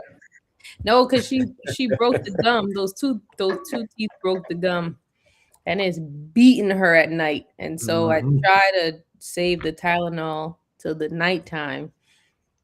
But then I was like, I want to make a Tylenol addict, so I've been like don't turn her into a Brett Favre. Right. Wow. But what's up, Mezzo? Great to be back. I kind of have an opinion. I've been in the chat though. You know, let the people know. It's not that I have not been participating. It is that I haven't been on the screen. She had some good insights in the chat that I'd like you to extend to this forum. Talk to me about what was happening to you this this week. Sounds like you had a good old time over there watching the soaps. For starters, I switched my reading to night. I was actually suffering from sleep anxiety because my kid was waking up every 2-3 hours or so, and I was getting to the point that I couldn't sleep. So it would take me 2 to 3 hours to fall asleep in anticipation of her waking up. And my therapist was like, you gotta find something to soothe the mind and ease the brain or something. So I was like, bet. I'm going back to reading at night. Or I'm going back to reading, period, because for a while I didn't read. So I jumped in right with Lot. Okay, so let's just talk about the lineage of Lot. Waste men. Throw them out. They're a waste of our time. Okay. You trying to say Moab and Ammon as waste men? Everybody on the line. Everybody on the line, we can get rid of them. Okay. But what I found most interesting about Lot, and I didn't notice it until now, is that he always wanted the city life. Tell me more. Because when I'm paraphrasing here, when Abraham was like, my guy, which is really his nephew, not his brother, if just in case we missed that. You pick the left, I pick the right. Our people are arguing this ain't gonna work much more. You pick the north, I pick the south, right? And so it says Lot looked over and saw the cities. It was like, We love the city lights, right? You know what I'm saying? And I think it's interesting based on the conversation we just had, like evil encroaching. Like we know as a city girl, straight Bronx, the city life it'll change your life, especially if you's a country boy, right? Like if you's a country boy, a country girl, you go into the city, you don't even know what you're getting yourself into. And so Lot loved, he had a desire for the Amzos. He had a desire for that life. And when he got there, he couldn't handle it. He couldn't handle it. He it's kind of like a spoiled apple is gonna spoil the whole bunch, right? Like he couldn't survive with the faith in what he had in that life. And as a result, it was a square peg in a wrong hole. And so then it gets interesting, right? So then the king of Gomorrah gets his behind beat, right? Everybody gets it smashed up. I think it's hilarious that Abraham comes in with 300. You getting all of this from the ESV? Yeah. Oh, okay. You told me the ESV. Okay. Huh? All right. I thought you thought I changed it? Nah. I was wondering if you did. This is still Telemundo, ESV, right? So Telemundo.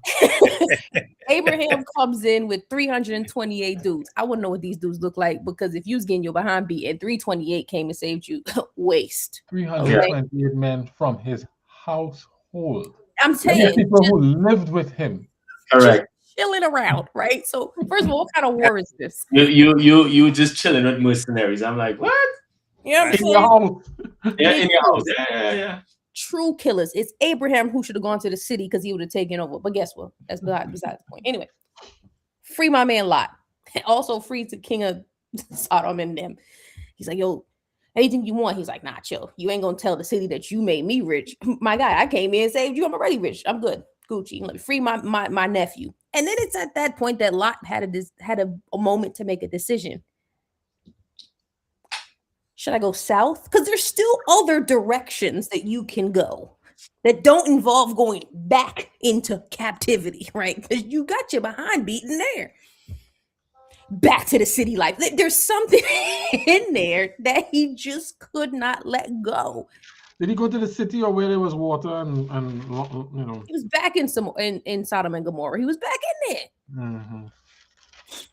And so, you know, of course, in my high days, because my days are low now, but in my high days, I definitely had those moments of like, yeah, I got out.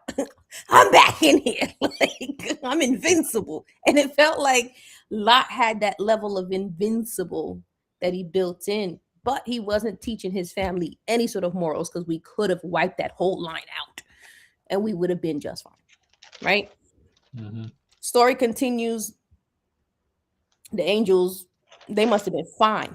Like the best looking men you ever seen in your life, right? They pull up, knock, knock, knock. The Lot's like, who's you? He's like, I know you. I bet get in. Next thing you know, the next of the men bum rush the door. Who's them fine dudes that just came? Let them out, my guy. Let them go. Lot, waste man. You can have my virgin daughters. Ain't nobody had sex with them just yet.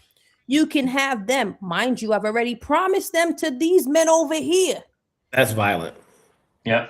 But that they waste men too, so it don't even matter. You forget that. You can have that. That's how much he wanted to preserve this city. Like he was willing to give it all. Yeah. Like, and it was just like, what the heck? So then, all right, they're like, we don't want no cocoa breads. We looking for patties. You know what I'm saying? Like, so run the patties, right? This ain't gonna work, right? Don't people put the patties in there? Sorry, Shrika. Sorry, Jared. I think that is the second t-shirt. Run the patties, right? This is what we need. I'm still mad. At this point, Lot's house ain't that big. So as the daughter, I'm like, dang, how I catch a stray, right? Like all of a sudden I'm collateral and I'm already promised over here. We'll get back to those waste women. The wife, she's nowhere to be found because she loved the city life too. Yeah. The angels tell him, pack this on up. The son-in-laws don't love these women because he like, Lot's joking, I ain't leaving with them. Also, the cocoa bread must not be that good because he willing to give them to anybody. I don't know if I want these chicks anymore anyway, so I'm gonna chill out here. Yeah. Right? So 4 people leave. The wife, she ain't want to leave. I think Lot only left because of his uncle and his uncle's experience with God. That's my opinion. Yeah. Because he ain't really have much to work with. And he reminds me of like when you hear like your grandmother, your great grandmother, or the elders of the church playing for you, and you really just riding off their religion. Like, I know this God can do some stuff. Let me go ahead and just, I respect it. I don't like it. Anyway, he leaves. Back to the waste woman, right? Instead of killing their father, because that's what I'm doing at this point. You've already tried to give me away a couple times, and now I ain't got nobody. Let we smash? No, they didn't say let we smash. Wow.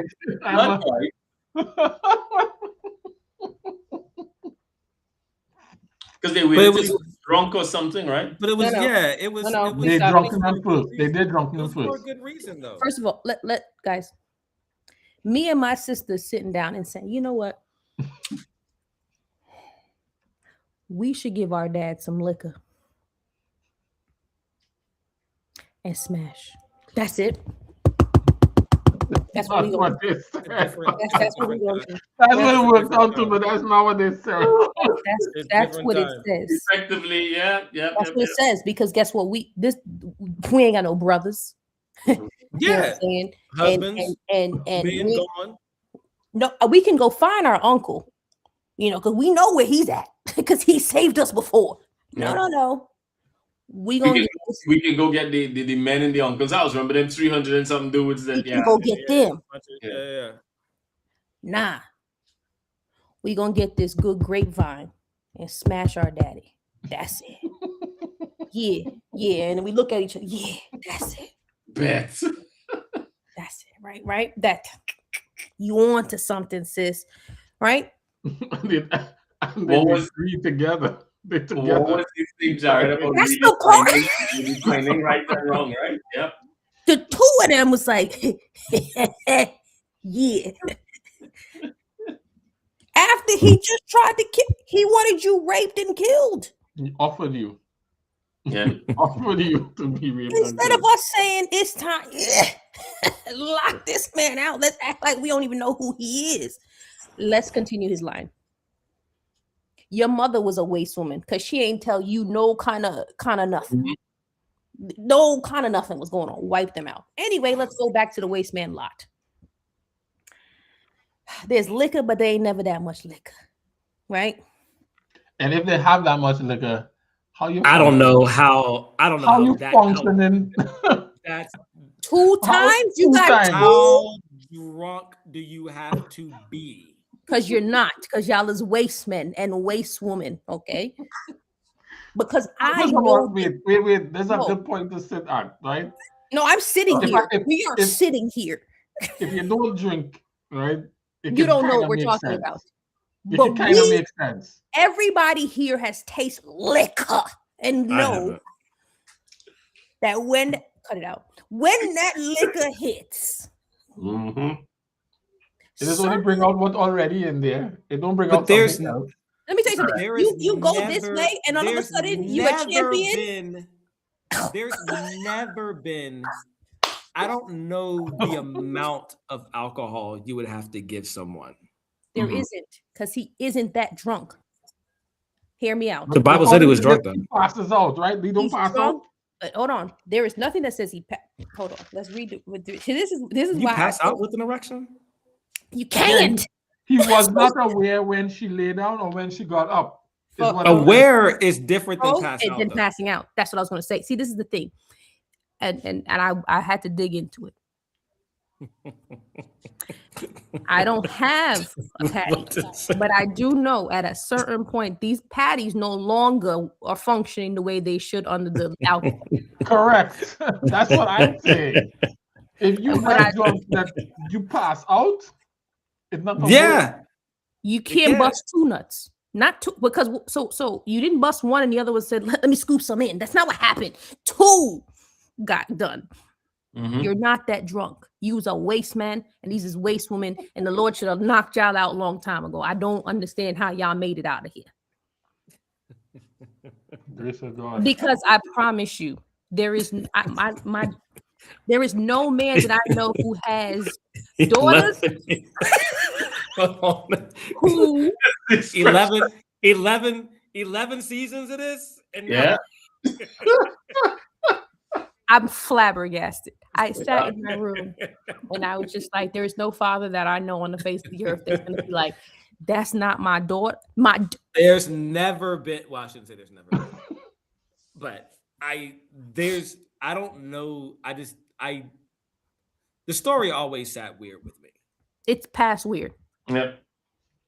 Well, I didn't used to drink like that to know whether you could really do like that before. But when I started engaging, I realized this hard to believe. It hard to fathom the way the story is written.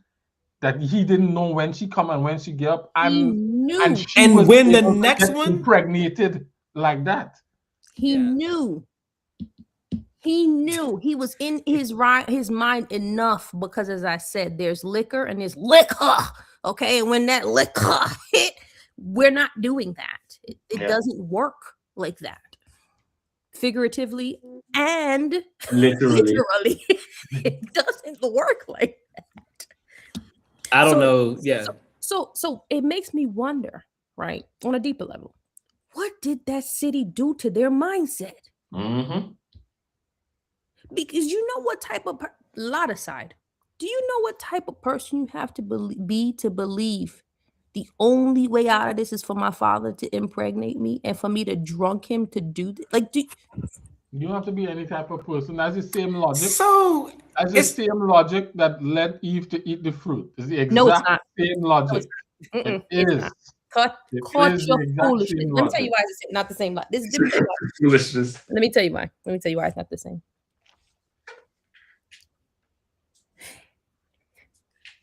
It's their daddy. Like, it's the daddy part. And it's the two of them that said, yeah, this is the solution. Sharika, the principle is still we are defining right and wrong. No, for me, this isn't even a matter of right or wrong. There was only two wrongs: kill him or impregnate. It was the two, and you picked the wrong. You put the wrong. You should have killed him. No, in fairness, not in fairness. Here's something else that's considered. Again, in the original Hebrew context, they said the biggest issue with Sodom wasn't even the sodomy. It was the fact that it was two things. One, incest had been normalized, and two, they normalized rape as justifiable punishment for anything.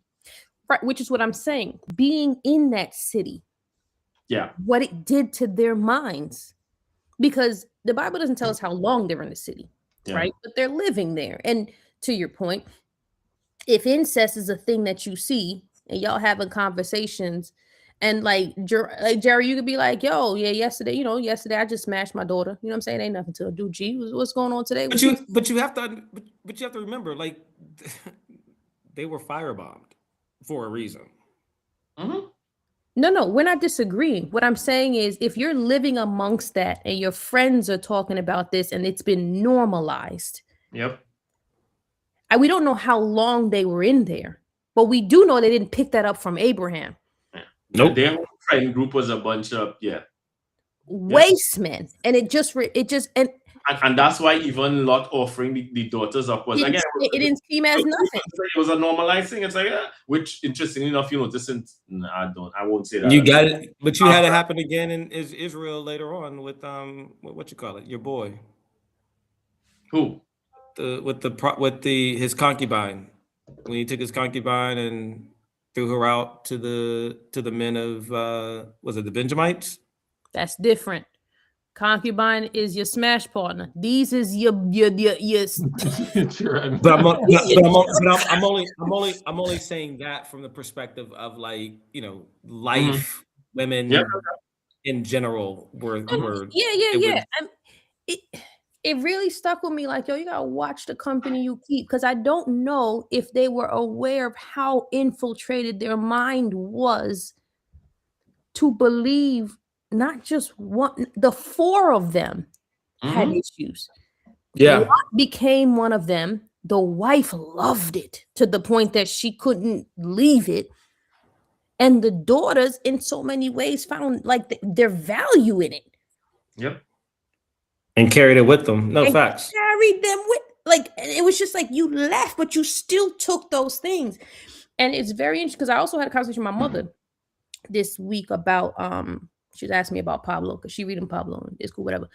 And I was telling her, I was saying, when we mixed Levitical, Mosaic, Salvific laws, all those things together, missing that and she's like, well, you got to obey the law. I said, when the 1.2 million approximately people left Egypt, it wasn't just to save them, but it was to build a new society. You had to get rid of some of these things. Like, they couldn't take these behaviors with them into Canaan, which is why they were there for so long, running around, because they weren't breaking the habits.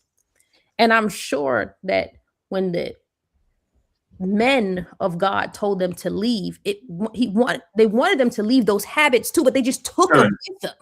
Yeah. They didn't have the spiritual foresight or even strength to break it. Hence why I said they're all waste men, take them out. Well, I'll go back and say when the angels came to Abraham said if there was 5 in the city, will you save it? Because he was like, my nephew down there. Right? And technically, there's 6 of them with the nephew. Wife. Right. But what God is saying is that abandon the city, which means that it don't even have 1. Your nephew neither. Your nephew born in 2. But as I blind to you, I'm gonna go and help him. But he was supposed to go down too. He's a waste man too. Right? To your point. But I will say this. Yes, there's always men, and I will agree with you. The level that they sunk to was a depth, right? But it's the same thing as what Eve did.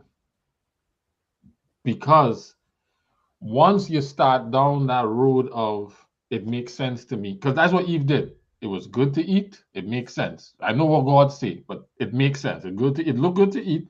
It then go kill me from eating it. Like it then go poison me. And it have the potential to make me wise. Once I start rationalizing that, rationalizing this, rationalizing that, I rationalize whatever makes sense to me. Now, if I in an environment where people rationalize all kind of crazy stuff, then it becomes a little, more. I think I can accept that on the scale of rationale. Correct. And that's the only scale that I meant it on. Because what you see in Genesis up until the flood is that the people went from, eating the fruit to all evil all the time, which means that nobody was really given a rat's what God wanted. Everybody was doing what they want. And that's what it says about the children of Israel in the time of the judges. Israel had no king, and everybody did what they wanted. Right?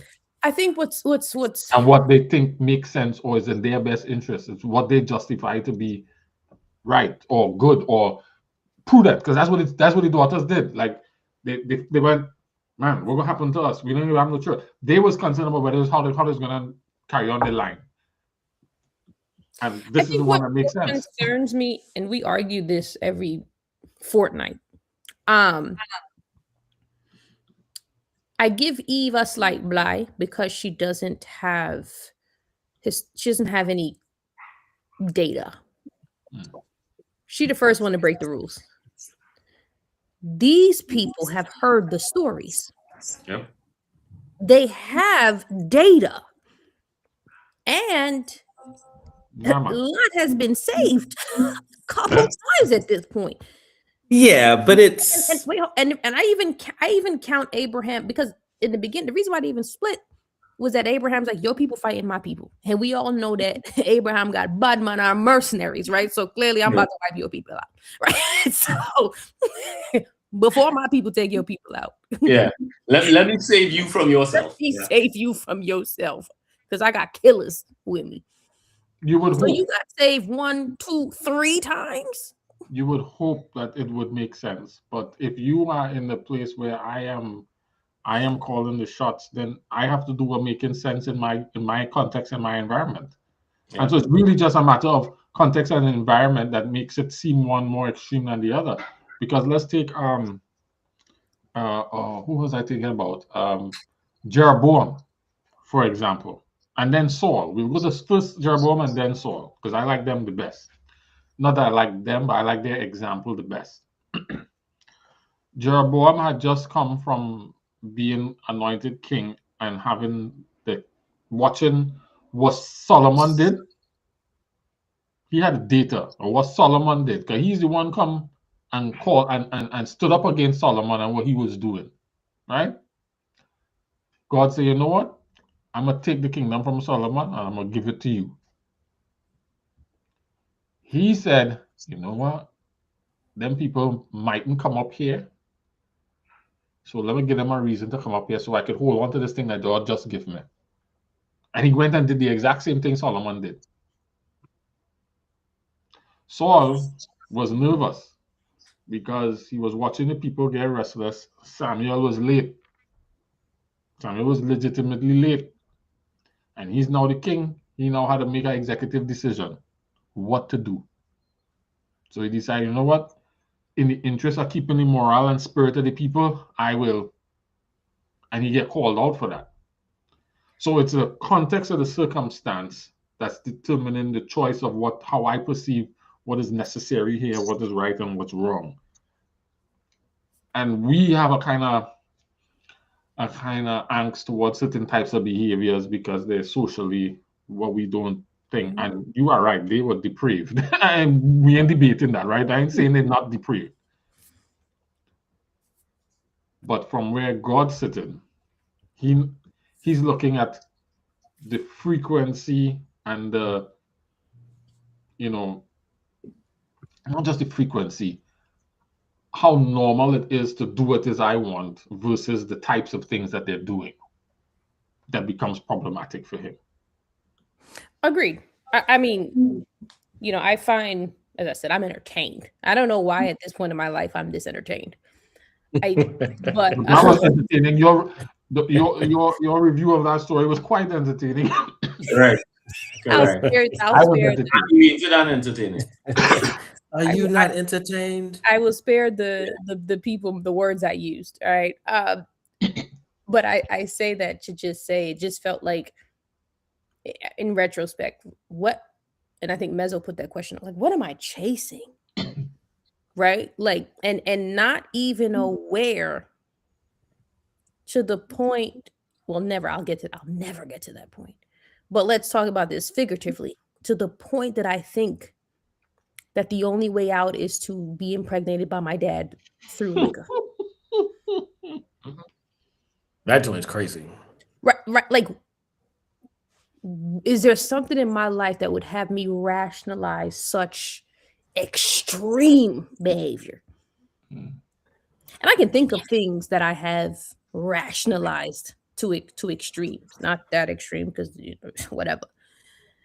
And you just got to be like, well, thank the Lord that it was like you destroyed Sodom in so many words and called it a day, right? But like,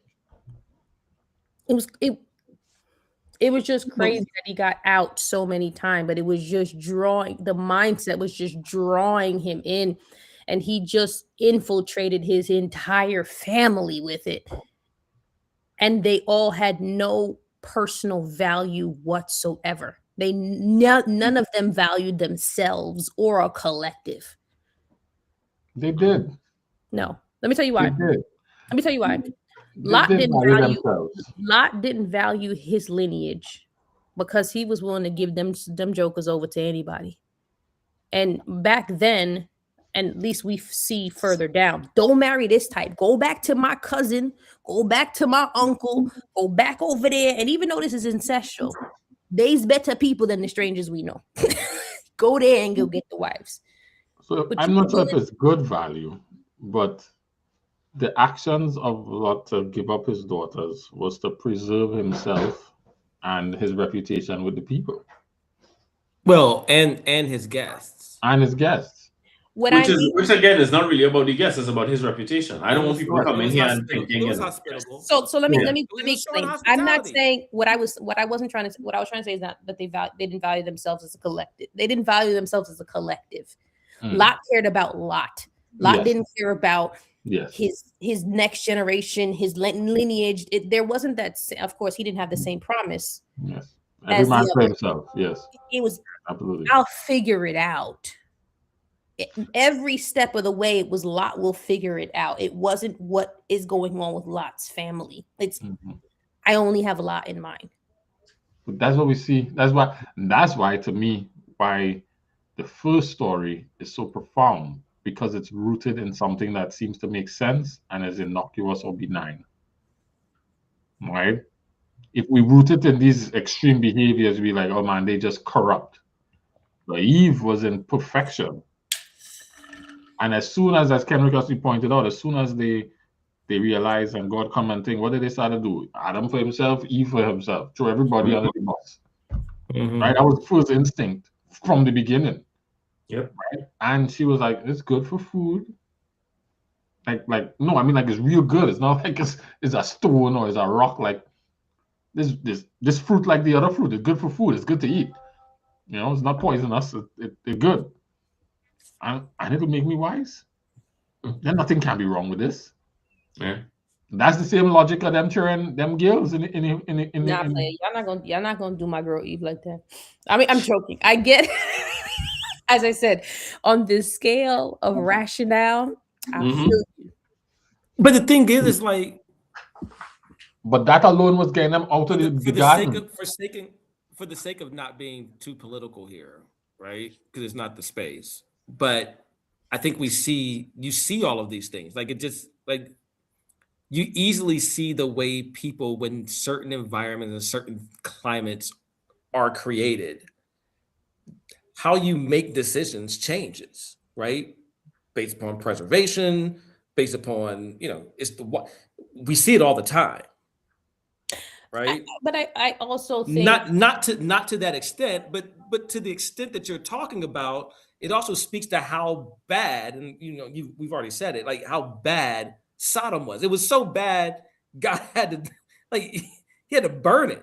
Like so you can only imagine like what that looked like on a regular basis in the decisions that were being made and the rationale being used to make those decisions. I think I read back in the Master Guide days of my life.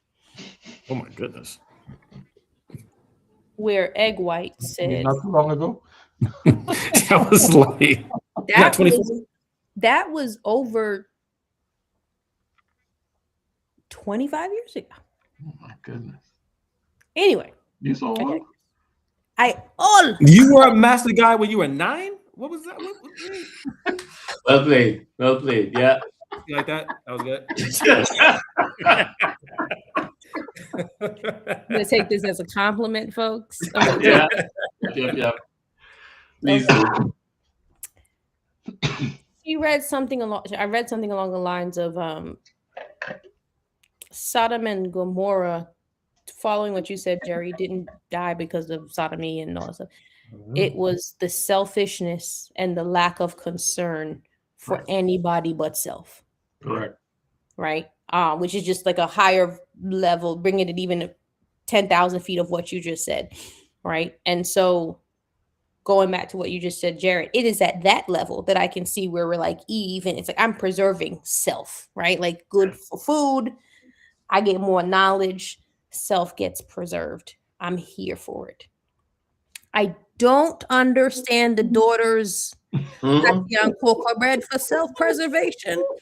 However, that is a little extreme. I don't know if I would have do that myself. If you want to put again, if your mama didn't give you no kind of values of yourself, guess what? There's nothing that we could do about it. Let's go back a bit. Let's go back a bit. How far from Adam and Eve is this story about Lot? It can't be that far. Oh, it's a lot. It's a lot far. It's not. It's far, but it's not that far because Sarah is Abraham's half sister. Yes, I'm getting to that eventually. Oh, that didn't stop being normal till like 30 years ago in Tennessee. Which would make sense about these girls and their father. It's not a stretch. No, you're pushing so it. the father-daughter's a little much, right? But like half sister. But let's go back to when the children of Israel came out of Egypt. Why do you think it had to be codified in Leviticus who not to sleep with? Because, guys, let's be very clear. Seth slept with his sister. They all slept with their sisters. Right. Seth went and sought his wife. Where? Or mom. Why in this extenuating circumstance would my father be out of You know why? reason? You know why my father would be out of reason? Because I had husband. I had a husband who did not value me enough to come with me or value my father enough to believe my father or the God that I serve. Yep. You are a personal. The point of view that you're presenting is the personal issue with the father devaluing her. Jared, this is a case of eisegesis. She's reading herself into the scripture. Again, at that point, I'm going to show you how much of my bloodline is Abraham because I'm killing this man. Like this man is out of here. I got it now. It makes sense. I'm here with you. I'm tracking finally. I'm tracking. Out of here, right? No, you're 2026. No. And the reason why I say it's slightly different. In those cases, they were assigned their sibling, cousin, whatever, and they were willing participants of such assignment. You know, Seth sought his wife. He went around the corner and just picked his sister and was like, yeah, what's cool, what's good, whatever, right? Half sister, yeah, we good too. It plays a story. She's my sister, smashing, but she's my sister. You know, my man Abimelech getting hit up twice for, you know what I'm saying? In this story, however, this is simply we might die. That piece of patty right there, you know. If I drunk it. Yeah. No, I get it. If I drunk it. Because maybe Lot isn't maybe he isn't 100% of a waste man because they know they needed, maybe they know he isn't because he wasn't that drunk. In their head, they were saying, you know, he may not do it sober. So let's drunk him. Yeah. So yes. And they agreed and they're like, yeah, damn. Yeah. I can probably go drunk. That. Yeah. He down for anything. He down. Nothing nice. I've seen him. To your point, if it was one of them, that was one thing. But for both of them, and to collude and agree, no, that's no. I've seen him out in them Sodom streets when that liquor hit. Mm-hmm. When that highlight bling, it only mean one thing, he ready. You know what I'm saying? So maybe he wasn't 99% waste man. Maybe he was 98.5. However, he gets back to 98.9 because afterwards Pablo said, I ain't drunk enough to do that. Like, not that. Okay, not that. Where draw the line? That's where I draw the line. That's where Petey said he draws the line. Right there. Somewhere. Oh my goodness. What kind of wine is that? Punching don't even do you that. It's not. He was. There's nothing. That's There's moonshine. nothing. He was here. Corn liquor. The Bible said he wasn't. It says twice. He wasn't aware when she lay down and wasn't aware when she got up. Hold on. Hey, That's hold on. crazy. There's a dip. Hold on, guys. That's Doesn't mean he wasn't aware of what was going on. He just didn't know when it started or when the other one You started. see, when the night hit, and I don't know if you guys have ever been in pitch black. You don't know what time it is. I don't know what time she came in here. I don't know what time she left, but I know he knew when his potty hit that cocoa bread. He knew.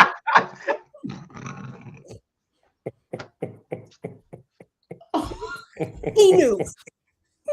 Okay. And it hit it twice. 2 times. 2 times. Jerry, see that message? Yeah, I see that. Yeah.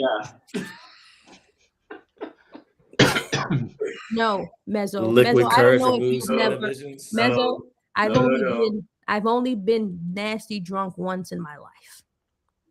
And I promise you, anything that would have hit my cocoa bread, I know. Okay.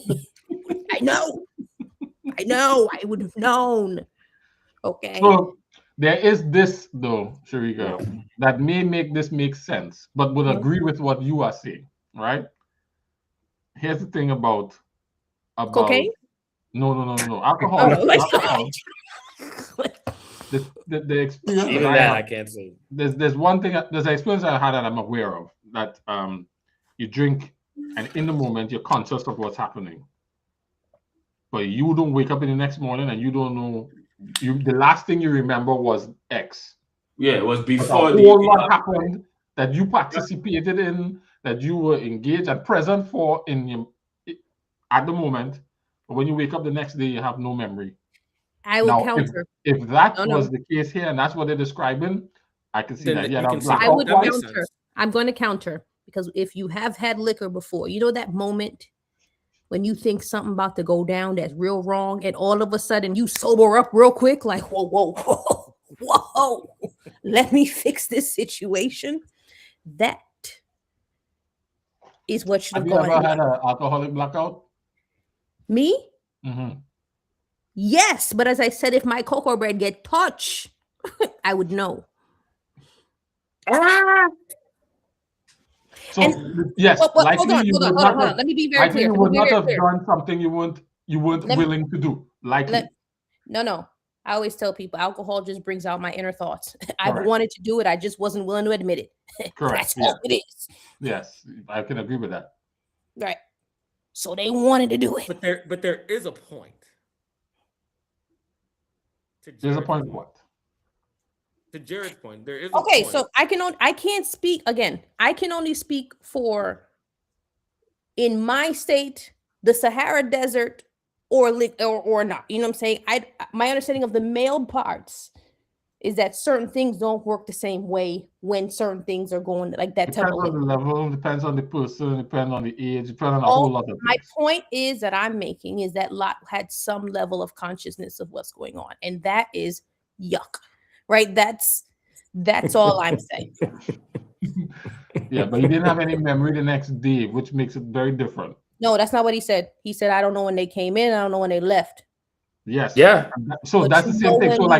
So from a business on blast for archive, went to a party one time called Watercolors. Man, I was excited to go because I went to one on the water slide thing up in Valley View, Jerry.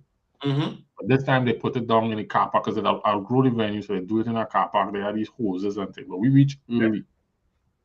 On the way there, somebody empty half a Coke, a 2-liter Coke out, and throw a whole bottle of Black Label in it, right? Wow.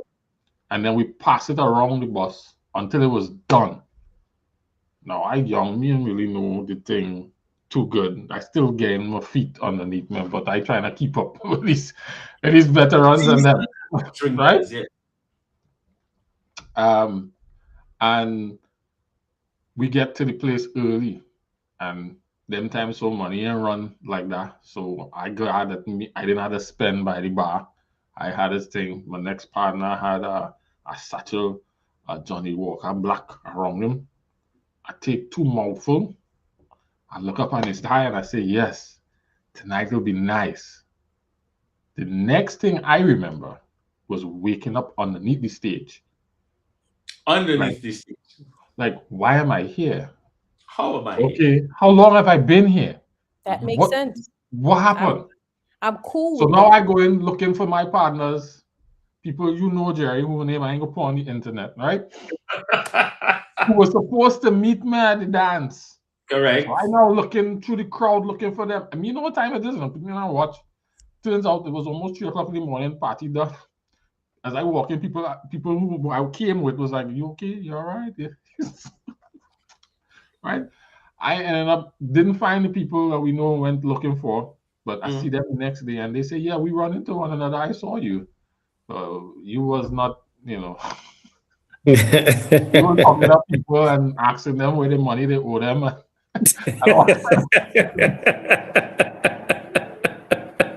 Right? And you remember none of that. The last thing I remember, Jerry, was looking up at this guy and saying, yeah, tonight will be nice. Jared. I don't even know when he came and when he left. I have no recollection of that. I respect this story. My understanding of sexual activity is where life goes downhill with this story. Do you know how much gyration has to happen for y'all for that patty to explode? Depends how long since Mrs. Yeah, but there's how long it's been since Mrs. It's been 2 days since Shorty dead. Was it 2 days? It don't matter. I'm just making this up. It don't matter because Isaac, his mom died, and the next day Isaac was like, "Yo, let me run this cocoa bread real quick." He didn't even let his father meet his wife. He's like, "I'm about to run up in this. Cool. Let me mourn in this." You know what I'm saying? Like that's what Isaac did. So it's cool. I get it. I don't understand it as a man. I'm just wanting to understand the structure of having sexual intercourse. That's all I'm saying. We just need to know that this lineage is dead. And anybody in the Bible that I find moving forward, I'm gonna say they're of descendants of Lot. Even if they're not virgins, so that counts for something as well. What? Them girls was virgins. That don't I'm count. sorry. What? That counts for something. How were they virgins? That said it? Yes, he said his 2 virgin daughters. Remember, he said no one has gone in with them when he was trying to give them away to the men outside. Right. Never thought. Dang. So not only did exactly. Yeah, I'm with her. Thank you. It's over. It's done. I have a friend of mine, same story like yours, Jared, and he woke up butt naked on his doorstep. I promise you, he know if he was in a cocoa bread, he was. Okay. I bet you he know if he was in a cocoa bread. Okay. I have a partner who Oh my goodness. paying child support. He remember going home with the girl, but he don't remember if he got any or not. He just woke up the next day and he filled the At least he had intent. Okay. He had intent. And he went in there with so that's where I'm with you. That's where I'm with you. The dynamics of alcohol and the story would make sense and everything would be true if when he liquored up, he became the person that people know him to be, which is why they gave him liquor and he would do it, but that he had a blackout and didn't actually remember. Because it don't bring out a year something that you generally not already. Is the word, I'm assuming the word aware, is it what as we know it to be aware? Henrik, we're moving on because you're not going to tell me that this man don't know the 2 seeds. The seeds came out of him. He impregnated the seeds that came out. I started with you, but I actually am more along the lines of, I mean, there are times when you probably don't. At some point in the night. As I said, it happens quite often. With your wife, not with your children. No. Like, I'm just saying. It's the children, folks. Children. I hear you. No, you can. I'm not saying it can't happen. It happens probably like Jared's friend. It happens to the best of us. But these are your children. I would think, at least with me, in my current state, new mom, I don't need much to wake up, to recognize. I can feel Shiloh rolling over and be like, hold on. Let me grab this. Sorry, go ahead. It's just not no. a waste man. Basic no. This is the word basic no. He didn't know. No. Okay. He's just a waste man. And I'm okay with that. And his daughters is waste women, and his wife was a waste girl. And his son-in-law was horrible. Culture, time, all that stuff has to do with it. Yeah. All of it. Moving forward. But you're right. We'll never get to me saying that Jacob was a whore. Or any of that. But he only slept with his wives, though. No. Leah was buying Patty for mandrakes. It says it. You must come with me because I paid the mandrake. Yes. Yes. She didn't buy it. She bought Patty for her cocoa bread from her husband for some mandrakes. And you know him, a man of the night. Let me go ahead and just do. I mean, right on me. I'll bet because we say I'm only a man, I have to oblige. Wow. Y'all. Have you seen that stand-up? You loving this whole television series way too much. Telemundo happens every night at 10 p.m. Eastern Standard Time. An English standard version. English, yeah. Standard version. Because first of all, Rachel said, let me get these mandrakes. Shorty was like, this man don't even really like me, even though I gave him 6 sons and a daughter. He ain't been over here in a while. Yeah, because like I say, it was great. It was like, you know. Yeah. No, it was good. She breathed every time. 6 sons. Functional. If it were functional, okay. So then now we gotta talk about Rachel, and maybe she moves up my ladder of top 25 women in the Bible, because if it were functional, was it in the top 25? Absolutely not. Rachel further down the list. The man worked 14 years for that, no. 14 years, no. Listen, what kind of? She had to be special. She had to be special. She's at least special to him. Top 50. That she moves up if this is true. If she's pulling a Sarah and being like, "Yo, don't go back to that lady, the host. Don't go back in there at all. I ain't with it. I'm white. I'm the wife you really want. And if you don't want me to start acting a fool, don't go back in there. Because there's no other reason why we have to sell mandrakes for peeing." Rachel was laying down the law.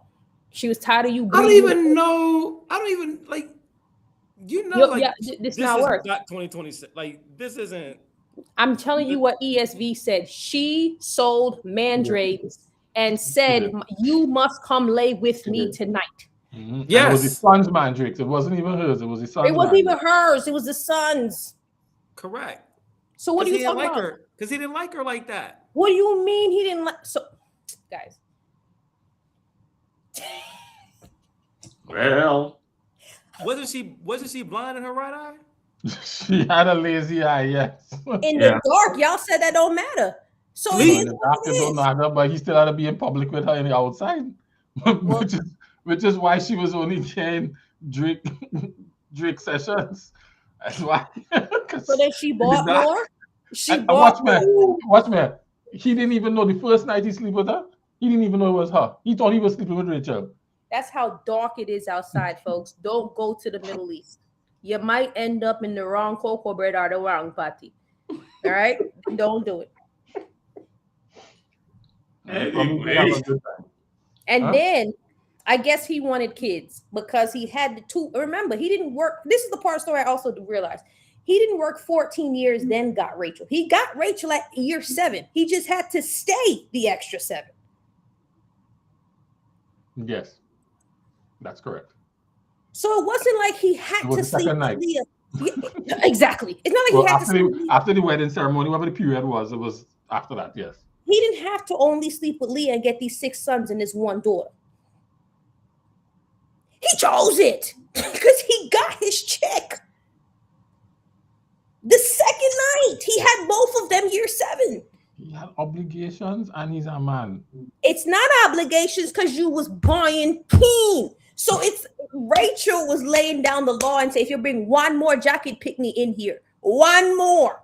But he sleep with his servants too, both of them. He sleep with Rachel's servants and Leah's servants. A hoe. Okay.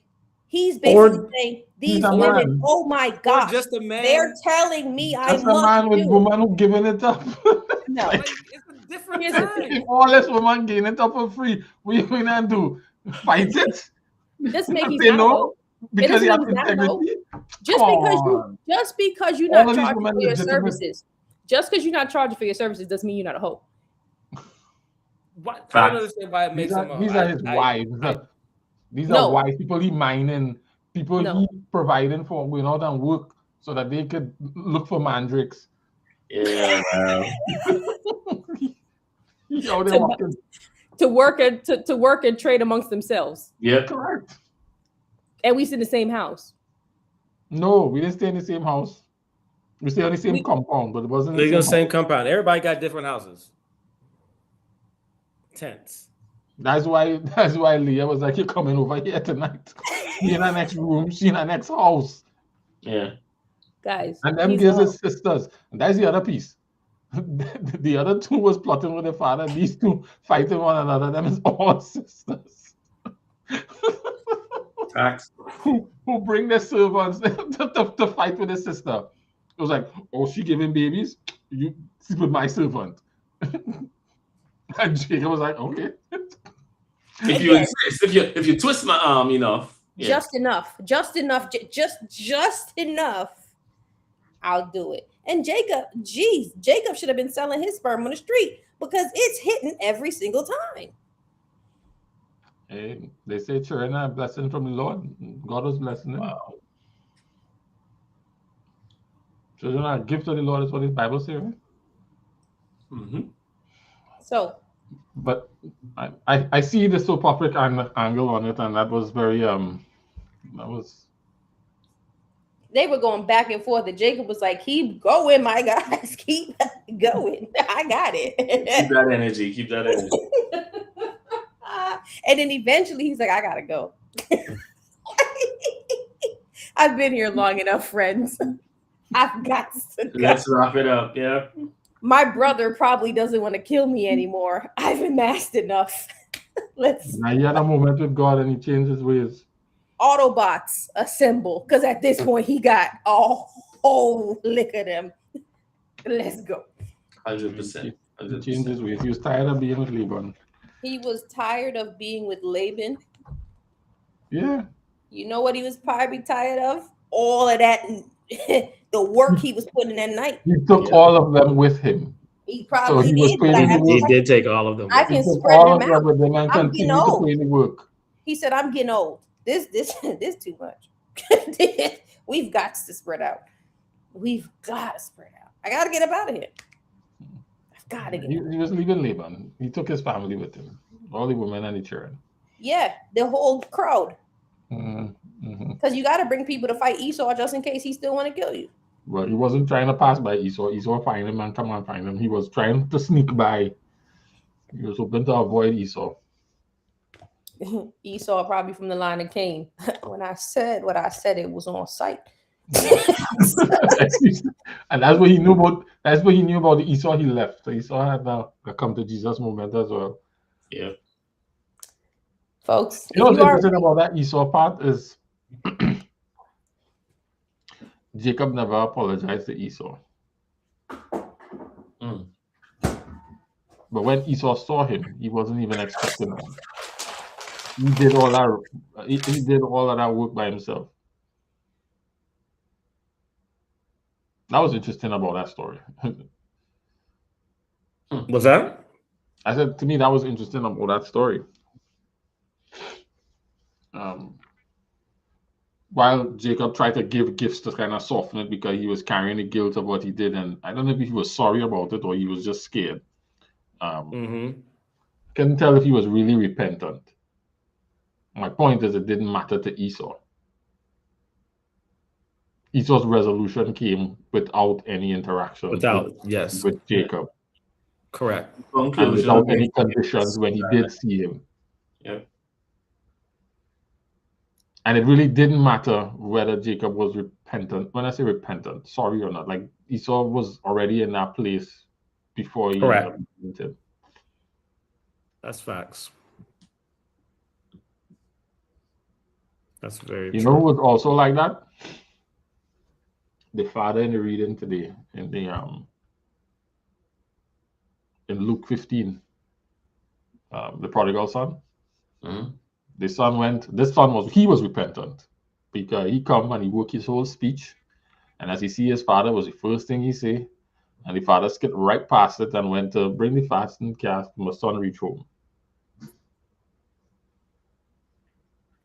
That was significant to me because to me it just says that reconciliation is important for relationships, and all the steps that are necessary need to be taken. You know, because reconciliation means we're going to operate on whatever the agreement is that this relationship needs to have, right? Whatever the terms are, and we're going to wrestle out, deal with whatever. It's important, but not required. Required. Correct. Is what these two stories say. Yeah. It's not requisite. It's facts. Because Esau was badly offended by Jacob. Yeah. He was, but it's no, he was. It just wasn't. Like, yes. Part of it was but his yes. own. His mom, everybody. It's like there's so many people that played a role in it. But yes, he was offended. Let's go with that. Let me drop the badly. He was offended. Yeah, he was offended. Facts. I see you, Gerald. I see you. Yes, he was. All right, well, it's 10:21. And we covered a lot of things tonight. But as per our custom, we don't want to just leave it in the fun conversation. We want to bring it back to how does this work? What does this mean to me going forward? You know, what am I going home with out of it? And that's value for life. So, what resonated, what didn't? Well, not what resonated. What you going home with? What's your takeaway? Jerry, I'm gonna start with you because you're up next to me. Yeah. Definitely that point you made about that slippery slope. The minute you start defining right and wrong, that's when sin enters in. Everything else just cascades. Yeah. Yeah. Oh, you can. Yeah, I think it's part of the same thing. But I think it's like in the conversation we had tonight, like you saw it play out in so many different ways. Like you could see where it's a consistent theme. And then when you start looking at you and the decisions that you make, it's like, oh yeah. So it's like this, it's a very glaring challenge that we have. I think the other thing that I would say was oh shoot, I'm drawing a blank on it now. There's a point that you made, Jared.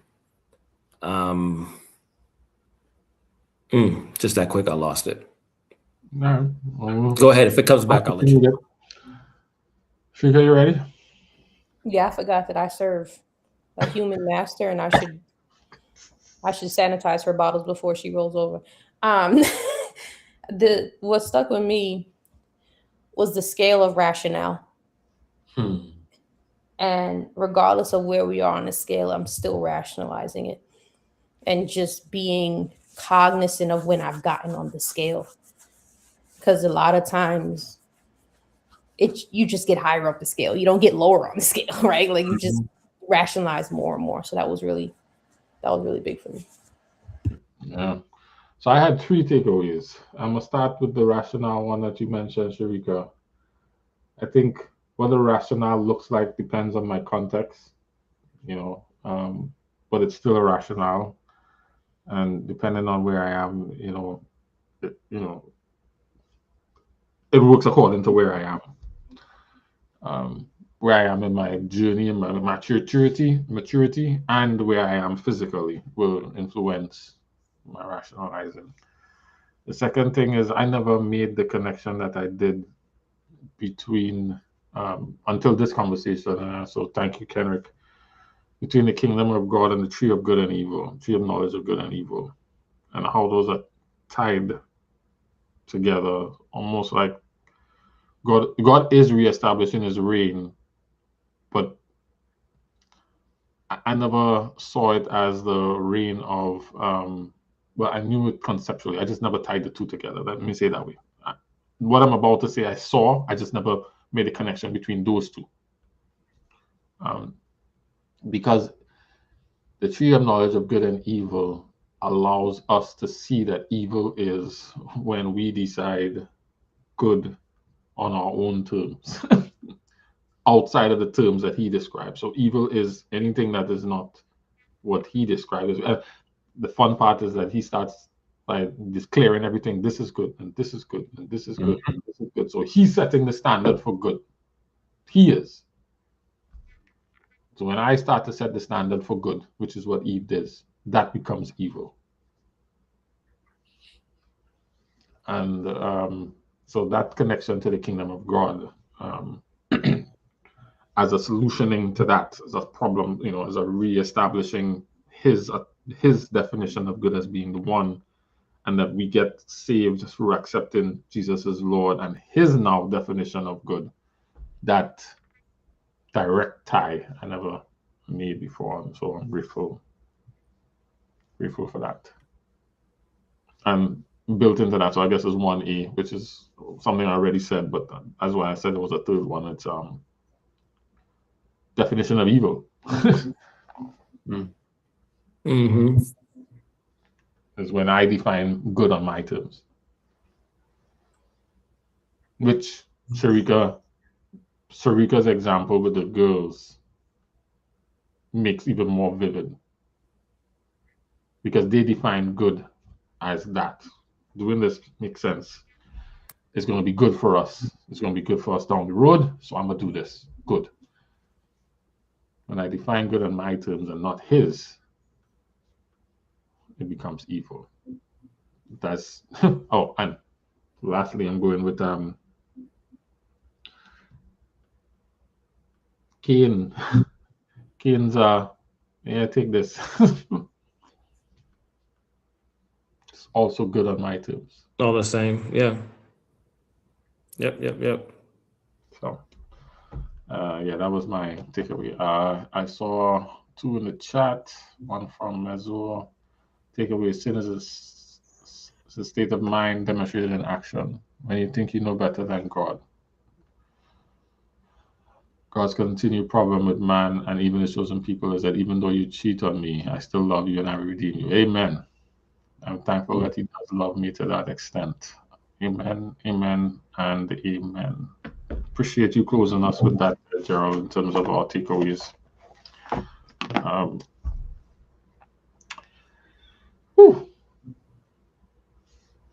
Anybody want to pray to close out? Yeah, I'll close out. All right. Let's bow our heads. Dear Heavenly Father, we thank You for the opportunity to come before You. Thank You for the time You've given us to kind of chop it up and kind of wrestle with this. We thank You for taking the time and giving us the group, each individual here, as well as that are online, to participate in this wrestling with. We ask You to please help us to take those things that we've learned. May they not just be takeaways, but may we apply to our lives every day. Be with each person here, their family. And we ask all these things in Jesus' name, amen. Amen, amen. All right. January has 5 Fridays, which means the next time we get together in this format is in 1, 2, 3 weeks on the 6th of February. So It got 5 on it. Yep. a little while before we get together like this again, but in the meantime, between time, make sure you drink up and drink deeply. The reading plan is, of course, available online at the website. You can download the PDF, or you can go to the Apple Store. I found out what the issue was with the Google Play Store. The account that the guy who did the developer with is canceled because he didn't renew it in time, and he has another account and he just hasn't had the time to restore it because he was doing it as a favor. So if you do use an Android and you don't already have a copy of the app, you can't get a new copy. I think the old one still functions, but you won't get Old a one new still one. functions. Huh? Old one still functions. All right, bet. So that's good. So currently it's only available for download at the Apple Store. But hopefully we'll be able to resolve that sooner rather than later. All right, it was lovely.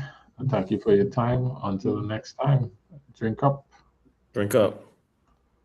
All right, we're gone.